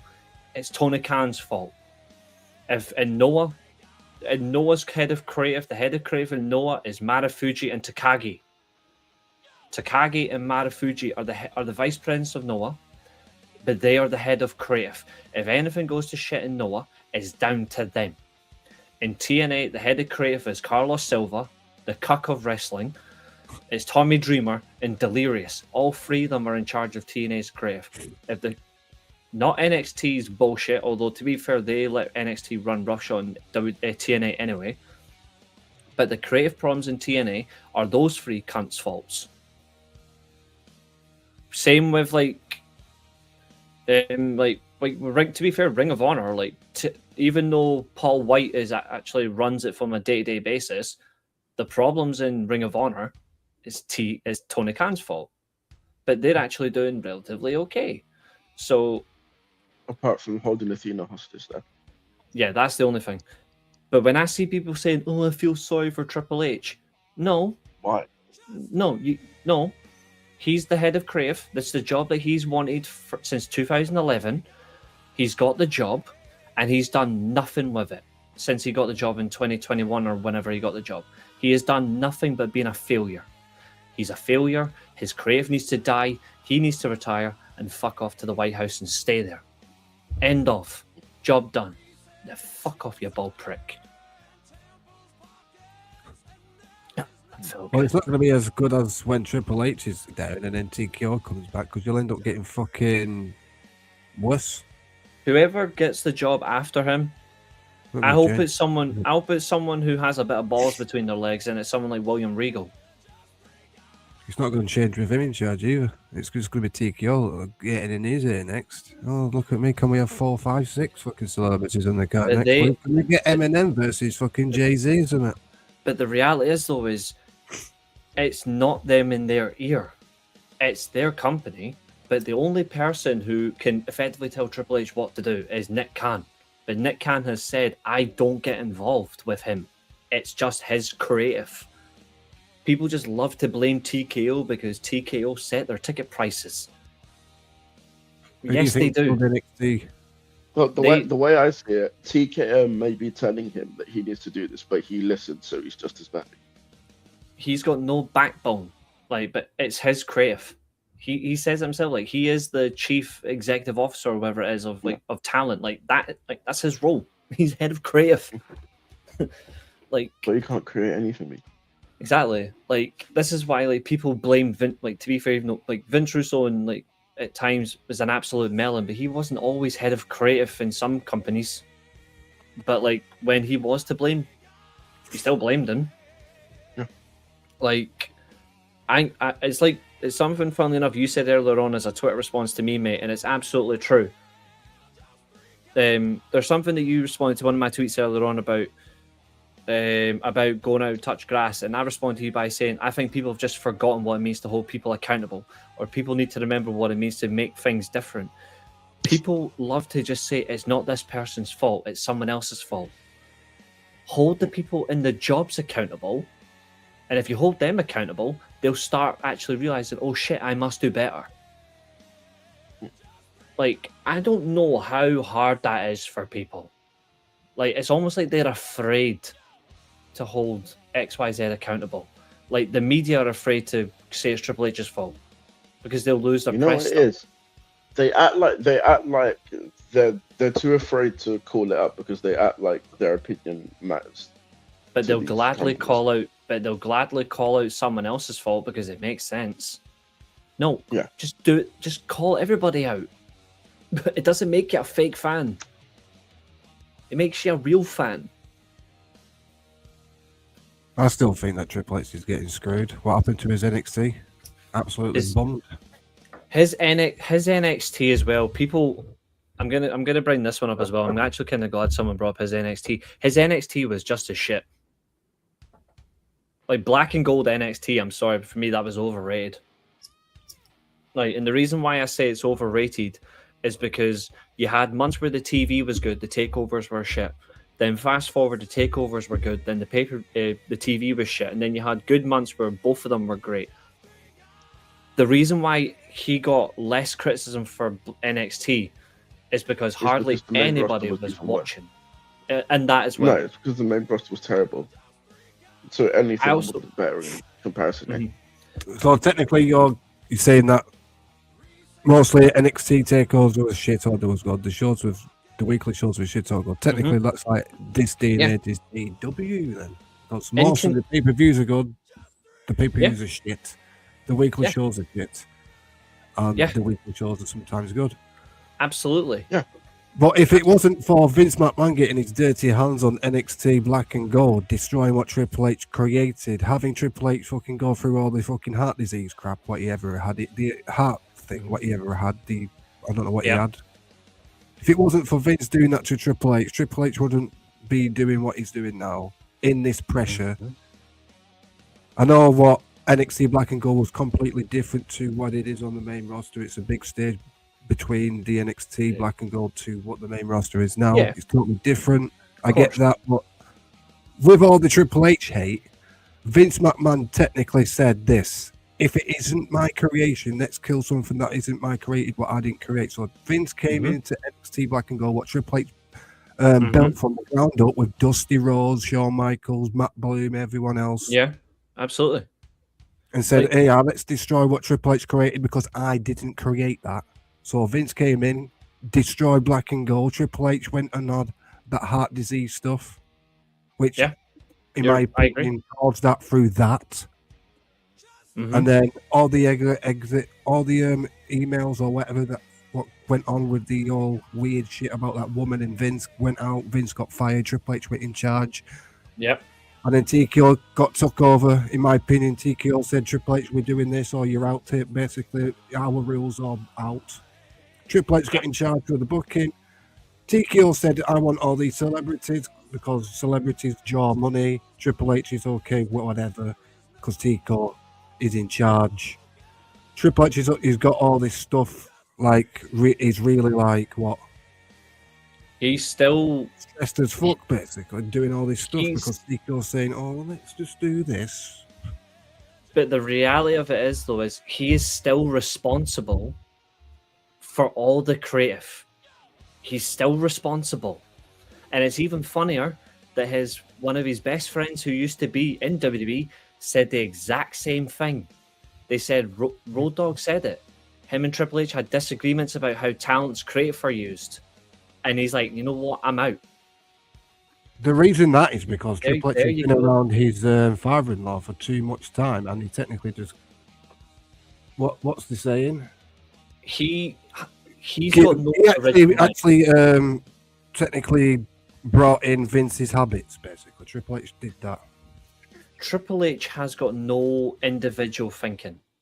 He's got no stories. He's made no stories to WWE since he's got the job. Judgment Day, Bloodline, still going. They were all Vince stories. And they're still going. Like Cody Rhodes' return, Cody Rhodes getting WWE champion, that was a Vince story. All of that. You might not be there, but they were his stories. Like, it's the reality of, like, he's got nothing to him. Now, could he try something different? Maybe. Will he? No. He's done. Like, there's nothing he can do that can save his job as a head of creative in WWE. The clock is turning, and when the clock strikes 12, bang, between the eyes. That's him. Done. His creative he's finished. The difference is, I've been saying it since he got the job, that I knew it was. I didn't like since he got the job. I was like, I don't believe in him. I genuinely do not believe that he was going to do anything at all. And his first pay-per-view for me proved that. He only had one good match at his first pay-per-view, and that was Clash at the Castle in Wales. And that was the Sheamus versus Gunther match. I was there for that. That was the only good thing he's done. There's nothing that says. The only thing I will say, you brought up, like, there were some good things about NXT. He had some good stuff. Like, Adam Cole was great for him. Finn Balor was great for him. Then he got into the main roster and they turned him into clowns. Mm-hmm. Like,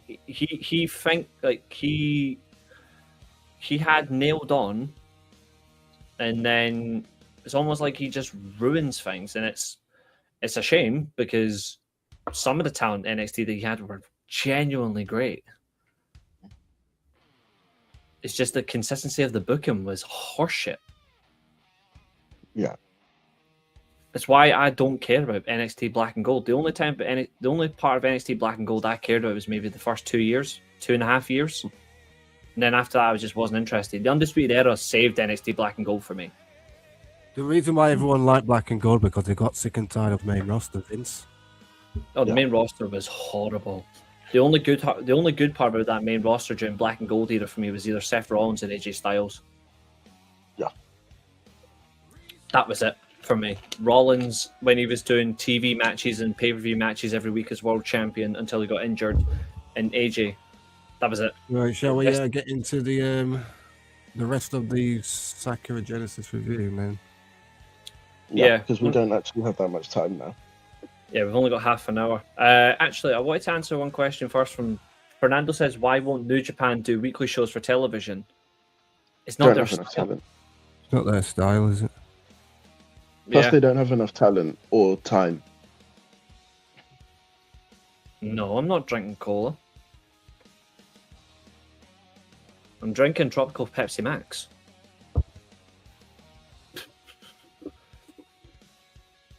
Yes. The repetitiveness is bad for any company. You know that we could call Reece Pepsi Reece instead of Pepsi Phil, can't we? The only difference is at least I'm not fragile. I mean, psychologically, you could probably say I am, but I've got a label for it. But physically, enough. Although Trademark. if my back gives out, then yeah, I suppose. Trademark that. And you're not old either. I'm not Quick old. trademark it. Well, Pepsi Reece. Lol. Yeah. Just put it on. I'll just put it on my new character's shirt. That'll do. Once the bloody logo limit runs out. If Roman Reigns saw you, instead of saying you're old, he'd tell you you're young. If Roman Reigns saw me, I would punch him in the face and tell him that you suck.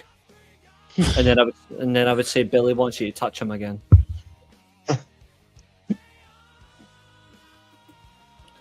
The same people who had a meltdown about Ricochet said a few weeks ago are silent about the recent news when Nick Khan known everything Vince McMahon was doing.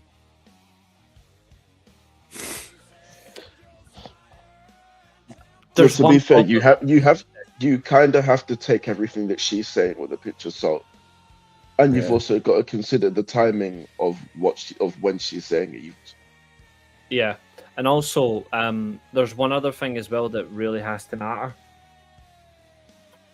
You cannot compare Ricochet insulting someone with a very severe condition, which is horrible, to Nick Khan knowing what Vince McMahon was doing with someone who it's not particularly great. It's totally different. However, nobody is actually silent about Nick Khan and Vince because we've consistently called out the whole situation. But so are other people on social media, so I don't get it. It doesn't make sense. Ricochet's trying to play a heel character, which he's doing, so I don't have a problem. It depends on what you're saying. No, that's the problem.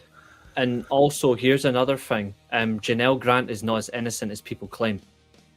And I debunked this, a month ago, Josiah? Was that a month ago back? Yeah. About that, yeah. Janelle Grant is not as innocent as people claim.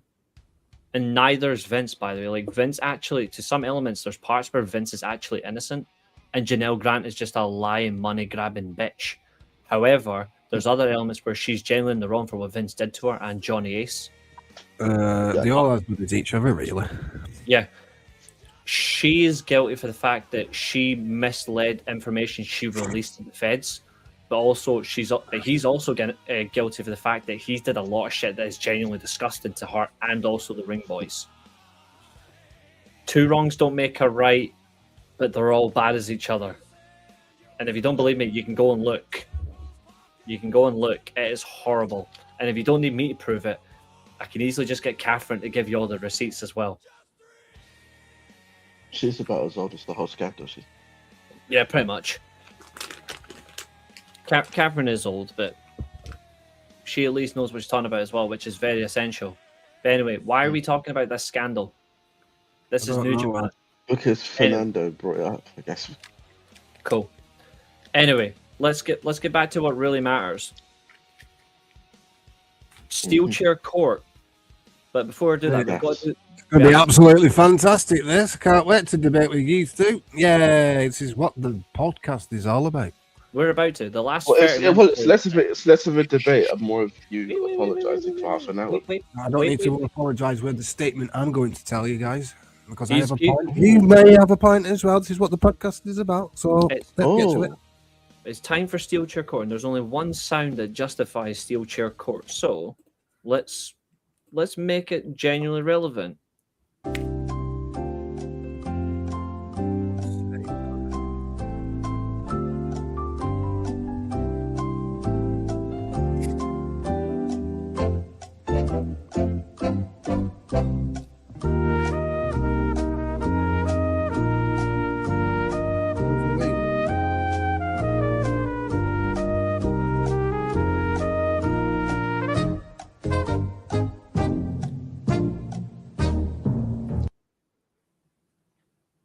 Steelchair Court. Now, you had to do me in with the fucking Pop Goes the Weasel, didn't you?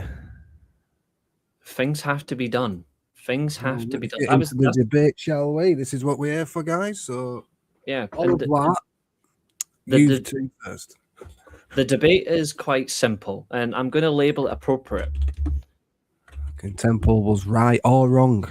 We can't say right or wrong because it's not factual evidence. No, we're going to do it fairly. We're going to do it very fairly. There's your banner.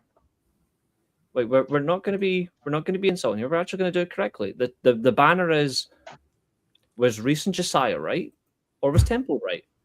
And we're going to present this very carefully. So we'll present our case, and then after that, Temple will present his case. So let's begin. Callum Newman. We said during the New Japan Cup. Hold on. Actually, no, it goes back before. Let me do something quickly. What are you doing? Oh God! Oh, I'm sorry, but I have to do one thing. I'll let you do it once. Dan, you cunt. Oh no.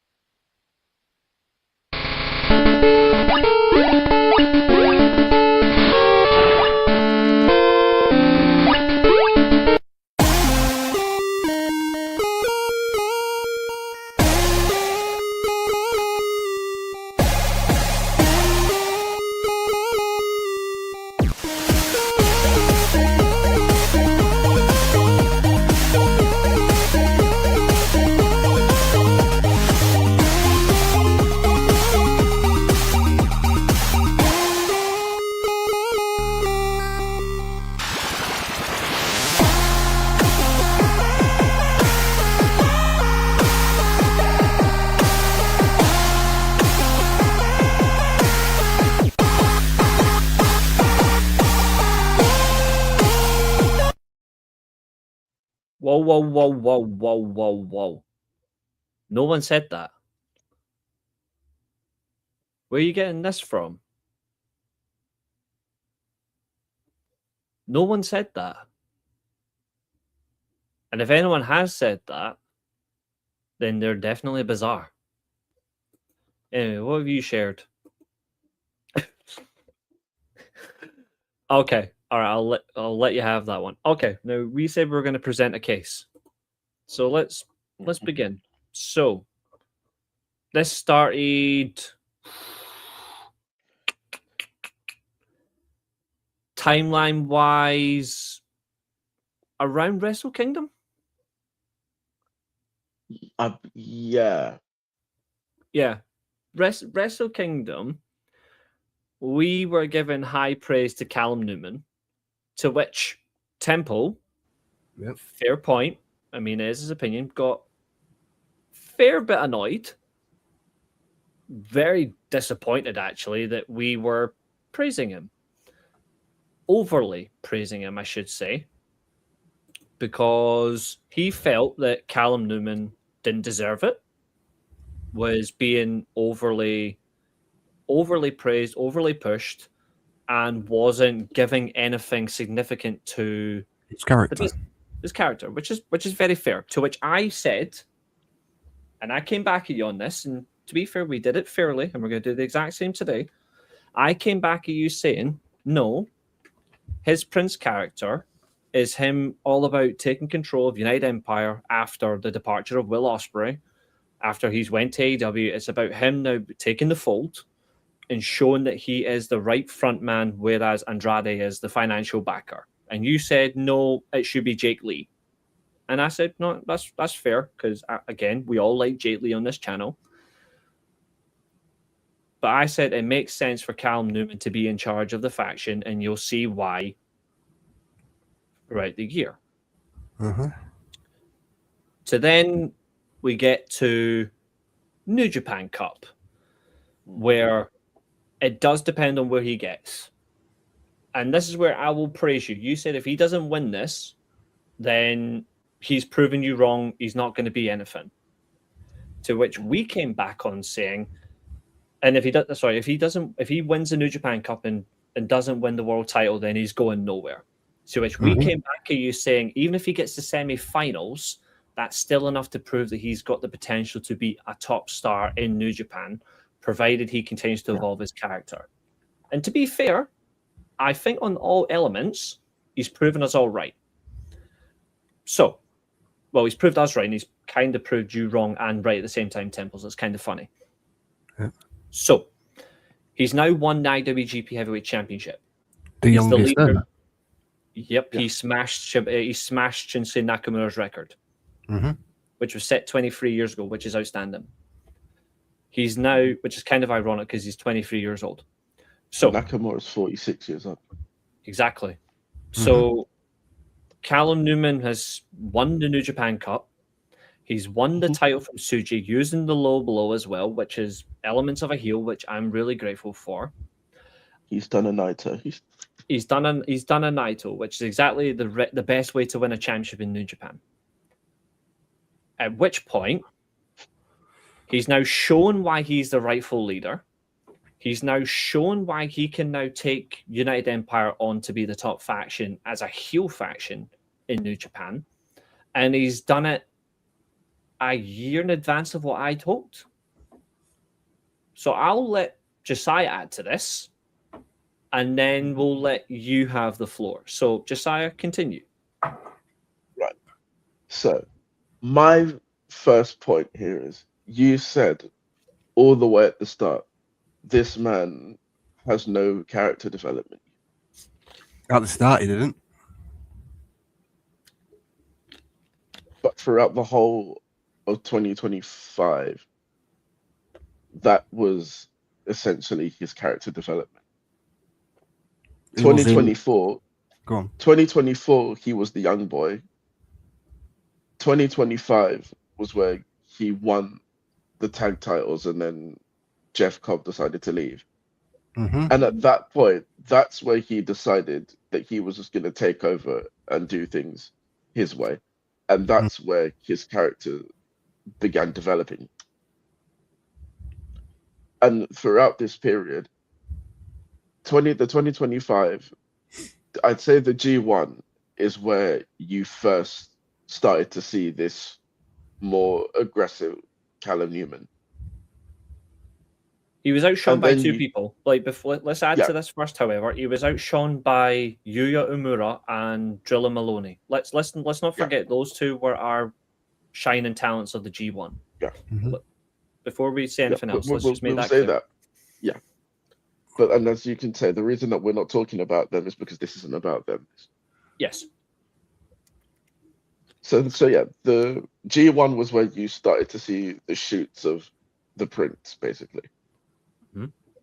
Then you get to I believe that this whole feud started pretty much after the G1 Mm-hmm. because Finley was directionless after he didn't win the G1, obviously. Embarrassing. And then they started doing this whole unaffiliated thing Uh-huh. Mhm. where they combined with each other and became friends for some stupid reason. Yeah. And then Which was this kind is of where, cool, though. It was kind of Yeah. cool. Yeah. and then this is where the main gripe began, because Callum Newman still held a grudge against the War Dogs for how they basically killed the original incarnation of the United Empire. So he was basically taking this whole stance of, well, you basically sent all of my friends away, so you shouldn't be able to have any either. Which is a great So then, justifiable point. so he then went from this plucky, happy to be there character to this aggressive, more assertive person to now becoming this spiteful, hateful person. He became a kill. Yeah. He And essentially became everything that people said that he wasn't capable of being. mm-hmm. And then obviously you have the Wrestle Kingdom thing where they basically just brutalize Hiromu because he's a junior and he can't beat heavyweights. You have obviously the New Year's Dash where Ospreay returned, and this here was the key because it would have been very easy for Callum Newman to just be like everyone else did and just go back because Ospreay's back and he said that he's coming back. It would have been very easy for him to just fall back into the whole I'm just happy to be your young boy. But instead he basically told him that if this is how it's gonna be, we're not doing this your way now because you haven't been here, so I'm in charge now, essentially. Mm-hmm. And then so it's that's where the real shift of his character came. Because like Temple was right in the sense that until the Ospreay return happened, there was no real evidence that his personal circumstances had changed. He had just been at the point of that reacting to the situations that he'd been put into. Yes. But he never had the opportunity to actually show that he personally had changed until New Year's Dash where Ospreay showed up. Yeah. And then from that, he basically took the confidence that he got from that to basically getting Ospreay to agree that when he comes back, he will come back in support. He took the confidence of that to then go and do what Ospreay couldn't do, which was get rid of Bullet Club. Exactly. And then from there, it's just been a wave of momentum that you just can't stop. So that essentially has been the whole 180 of Callum Newman. That's yeah.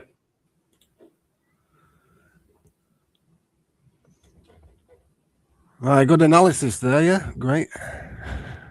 Do you like my input now? No, this Yes.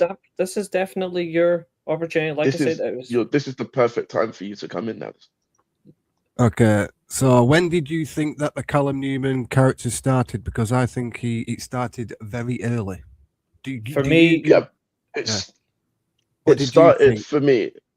For me, it started after they had to vacate the titles because Jeff Cobb left. Yeah. I think Because this was the second time that he'd had to vacate a title because of someone else either leaving or getting injured. And being selfish, basically. Yeah. Right, this is my take on this. Do you Go on. guys remember the Bullet Club War Dogs versus United Empire, that cage match that he had? Oh, I know what you're gonna say. Dog You're gonna pound say that cage this match. character started. You're gonna say that this character started when they handcuffed him to the cage and made him watch. This entire Callum Newman new character started when the War Dogs tied Callum Newman up Yep. and watched his king get beat up by David Finlay, the leader of now Unbound Company. Callum saw his king get beat up. Osprey, what did he do next? He left. He left, meaning he left Callum Newman. Callum Newman thought, well, Osprey left me. What an arsehole. He technically got beat up whilst I was watching technically my best friend get kicked the fuck out of and left New Japan Pro Wrestling and went to AEW. Mm-hmm. There's one. Yep. Agreed. Yeah, no, I think that's a fair analysis, yeah. One friend left. Jeff Cobb and Newman won the tag titles. Jeff Cobb left. Two Yep. friends gone. Mhm. Aussie Open. What did they do? I mean, to be fair, with Aussie Open, they left before he even got there. Yeah, but you could call it 4 people left his brotherhood, family, United Empire. 4 people, right? Okay. Mhm. Yeah.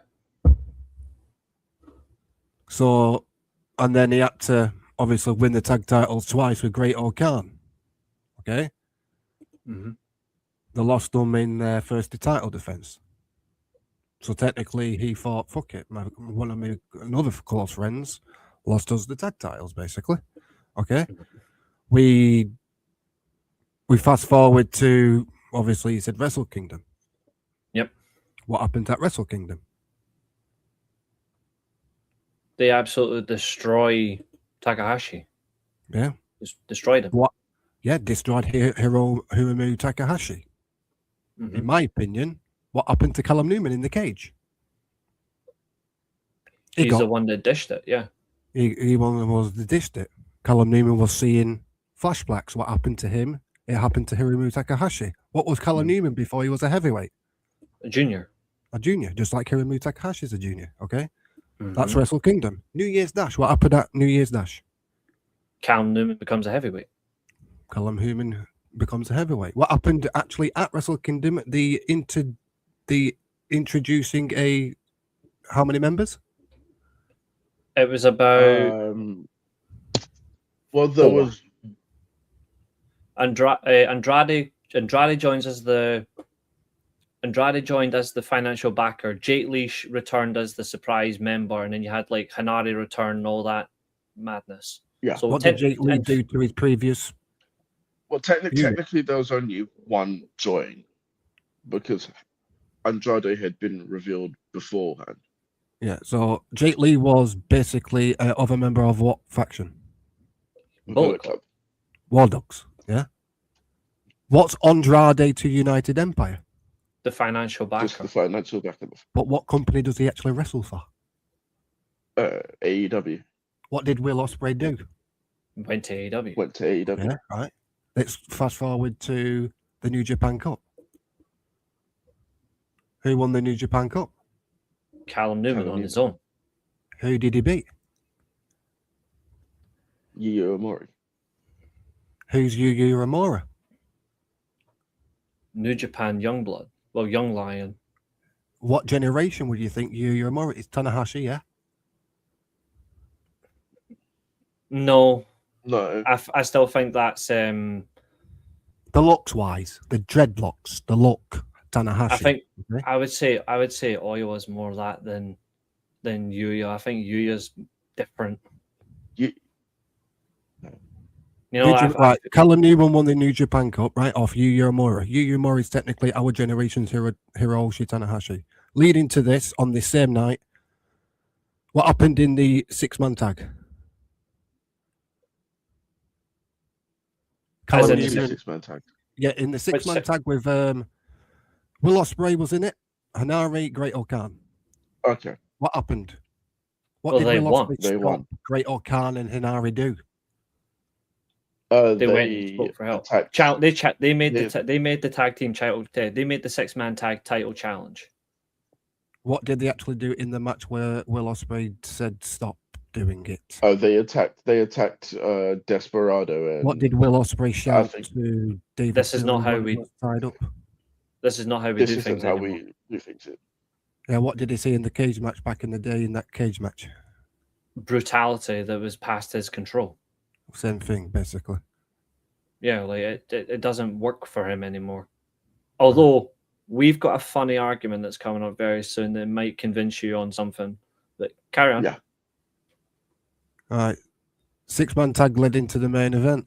What did Callum Newman do before he won the match? He cheated. He used the low blow, yeah. Mhm. Shoved the ref, then hit the low blow. Like, it was well done, to be fair. I stand by it. It was done really well. Although did Will Ospreay come out? he was there the whole time. He was there. Will Backing Ospreay was the only one told to stay at ringside. Callum Newman should have done something that should have happened. Callum Newman should have never become the Prince. He won the IWGP Heavyweight Championship. He never is the Prince. That night, he became king. All of his brothers left him. Okay? Will Ospreay left to AEW. Callum Newman become the king, no longer the Prince.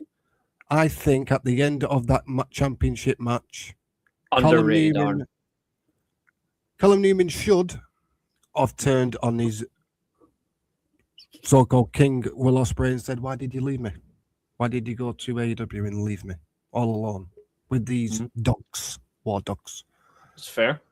But he to be fair, he did explain why he left them. For the money, basically. Yeah. So Callum Newman could have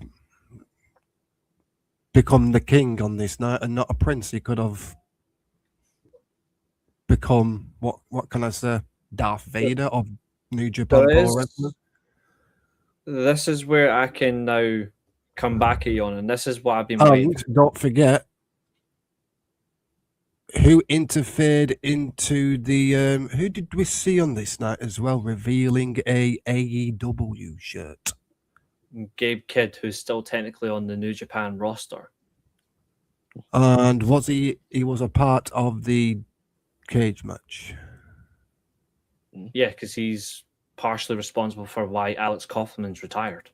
And that's why the reason why Will Ospreay left New Japan and Sakura Genesis was the crowning moment of Callum Newman. And those idiots on social media who think that New Japan do not tell stories. I've just told you a fucking one about 3 years in a advanced storyline on a podcast. But this is where I'm now going to give you an ultimate reaction. And I'm going to give something back to you that I think you've just been waiting to hear. Now, you spoke about what Callum Newman should have turned heel. Fair. That's fair in that way. I'm now going to give you an opposite angle, and I want you to tell me what you honestly think, all right? And then after that, the chat can decide, and then we'll wrap up. But this is just all I wanted to present to you, okay? Gabe Kidd returns in an AEW shirt, and he attacks Yota Tsuji, which kind of overshadows Callum win in the first place because the global title should have been taken from Yota before the world title. But digress. That happened. Shingo Takagi's now stepped up like he did against Will Ospreay, and he's now become the first challenger to Callum Newman. But Will Ospreay has nobody stateside where that can effectively help him against the Death Riders. So this is where I'm going to now present something different to you and see what you think. Callum Newman's going to agree to help Will Ospreay with the Death Rider situation back in stateside before he returns to New Japan. He's going to return to New Japan as the king of the United Empire, but standing beside him is going to be the Will Ospreay that Callum Newman will corrupt, and he will turn heel, and therefore Will Ospreay will become the king of AEW as a heel. Therefore, you will have Callum Newman as the king of the Empire, and you will have Will Ospreay as the corrupted king of AEW, where they both stand together as the world champions of their respective promotions, where United Empire are the running of the global promotions. He will run New Japan. Will Ospreay will run AEW, where they will both effectively be the top heels of the faction, but the one outliner is they will answer to Callum. Will stand alone, but when he needs someone with him, he will call Callum, and then Callum will send whoever he feels necessary to stand with Will. Will has no friends in AEW, but like Callum said, like Canary said, they have friends elsewhere. It will lead to that. It will lead to Fletcher leaving the Don Callis family. He will get in line. He will be on the Will Ospreay side of the AEW equivalent of United Empire. Mike Davis. Yep, and they will run AEW. Callum Newman will run New Japan as the heel king of United Empire. That's why I've been waiting for you to... That's why I said they've got stories that are linking together between New Japan and AEW. That's why I was waiting to tell you this, so I can hear what you think, because I think Will Ospreay is not only going to turn heel, he's going to turn heel after Josiah made a fair point. He thinks it's going to be Death Riders versus United Empire, Anarchy in the Arena, Double or Nothing. Therefore, you will get Will Ospreay as a heel world champion beating babyface Kenny Omega. That's what I think is gonna. That's what we kind of think is gonna happen. So, in all the elements, we're kind of right, but we want to hear what you think before we wrap up. I do want to say, just for the whole purpose of how the storyline goes, this won't necessarily be a lengthy heel run, because I do envision at some point Callum Newman is going to go completely out of control, and then at some point the people that are on Callum Newman's side are going to go to Will and be like, look, you need to come and deal with this guy, basically. And when he does, this is where I think we're all right in this sense. When he does this, Callum will end Will for good. No, I actually don't think so. He will. I have a weird feeling that when that happens, when Will decides enough is enough, I think what happened to Jay White because of David Finlay is going to happen to Will Ospreay because of Callum Newman. And Callum will not be United Empire. It will just be himself as the king of New Japan. I see it differently, because I think by this point, Callum would have already lost the title back to Suji. I think even if he does, I don't think it'll be for long. What I can see happening is this whole situation probably will end with Ospreay winning, but in a way kind of saving Callum Newman from himself. So what do you think on that, Temple? By the way, it's a good opinion, yeah. It's a good opinion, but I feel that Callum Newman's title win, I'm not saying it was poor, it was very good how they did it, but I just feel that it needed that Callum Newman turning Ospreay there and then. You know, they're saying whatever stays in Vegas, but my saying is whatever stays in Japan, stays in fucking Japan, because Callum Newman is going to... I wanted Callum Newman to just drop Ospreay on his head. It makes sense. But I also feel like at this moment in time, I don't feel like Callum's the type where he's going to I feel like at this moment in time, I feel like Callum isn't going to refuse to help, but he is definitely going to get to the point where how much help is enough when he just goes, that's it. You know what I mean? And then that's when everything goes to shit. That's why I feel like he will not. I feel like he's biding his time. And when he bides his time, he'll wait for the right moment and then he'll pull the trigger. And when he does, I think in ways we're all kind of right, but can you now finally admit that you were wrong about Callum? At least that, and we'll admit that we were wrong, and we will admit we were wrong on some things as well.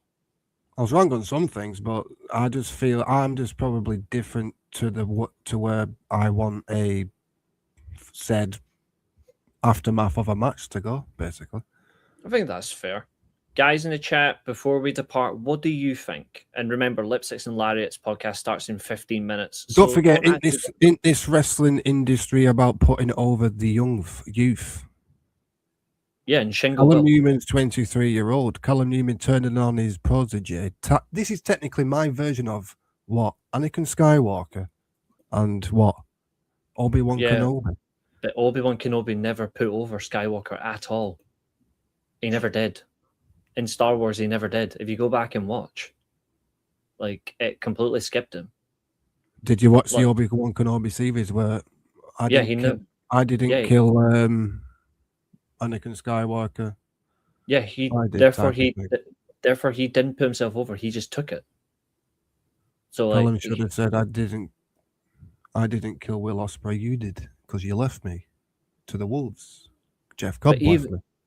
True, but even still, he never actually, in some ways, he did leave and he didn't leave him, though. He was always keeping in. I think the only thing you can do, though, is you could masquerade that as a departure. I think that's what makes it really interesting, and that's why it makes the future of New Japan interesting. But they've got to make it count. That's one thing they've got to make it count. Yeah, especially because there are some people who don't like it's another Gaijin world champion over Suji, who Suji's not enough time to have more defenses. But at the end of the day, I think his next reign is going to be better. I actually made the argument about this on Twitter. I get that it is New Japan Pro Wrestling, but you do still need to push the Gaijins to be world champion, because if you don't do that, if you don't push them, and they can see that your sole focus is just focusing on the Japanese talent, then they're all just going to go, well, what's the point in me being here if at the end of the day... When people say that, they don't understand when people say, why did they always put over the Gaijins in Japan, they don't understand the technical fucking brilliance that they have in their brain when it comes to Japanese wrestling. The Gaijin was always and always will be the heel in Japan. AJ Styles was good. Finn Balor, Ospreay was a good heel. Now Callum Newman. To be fair, even Kenny Omega's a Gaijin. Like Kenny Omega, the Gaijin Canadian, yeah. Jay White. I'm pretty sure the only Gaijin that hasn't been a heel is Zack Sabre Jr. When he was champion. Yeah. He kind of was in between a heel and a babyface. Not when he was champion, no. But before after they won it back from Goto, however, you can make an exception because he was kicking the shit out of Goto. Yeah. Like, he was pure kicking the shit out of him, I suppose. But like, the one thing is for sure, though, is other podcasts won't give you a straight debate like this. The Just Free Guys podcast will. So there you go. And notice how none of us are arguing. None of us are swearing at each other. None of us are saying their opinion doesn't matter. We've made our fair points. We've actually made it more fun. At the end of the day, we all went to court and we all came out on the other side. And that's a ruling. So, ladies and gentlemen, the Lipsticks and Lariats podcast kicks off in 10 minutes.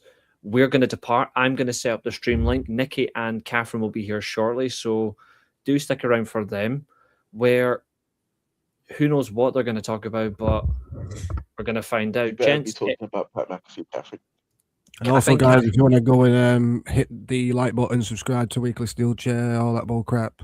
If you want to get your more own opinions in the comments and get our opinions about the Callum Newman stuff in the comments, feel free to do so as well. Absolutely. Check the room. Absolutely. And Go the best check thing out about this, everyone else's pods as well. because this is a rare double stream, the best thing about this is you guys don't have to go anywhere. Yep. Exactly. All you gotta do is just refresh. Just stay So, in the like, chat and exactly. refresh. Exactly. So go and check out Nick Club Happy Hour, where you can find Nikki. Go check out Graps TV. Go check out the Mid Podcast, which is Catherine's. Check out Temple Plays as well. All of ours, and then do subscribe here. And end of the day, if you don't like our content, that's fine. But at least we're not going to brainwash you. Or if it's not your cup of tea, let somebody else drink it. Exactly. Or in Dan's case, prepare pass for the on quiz. illnesses and prepare for quiz. But Billy will lose. In the meantime, thanks, guys. And we'll hit a cold breaker on the way out. See you later.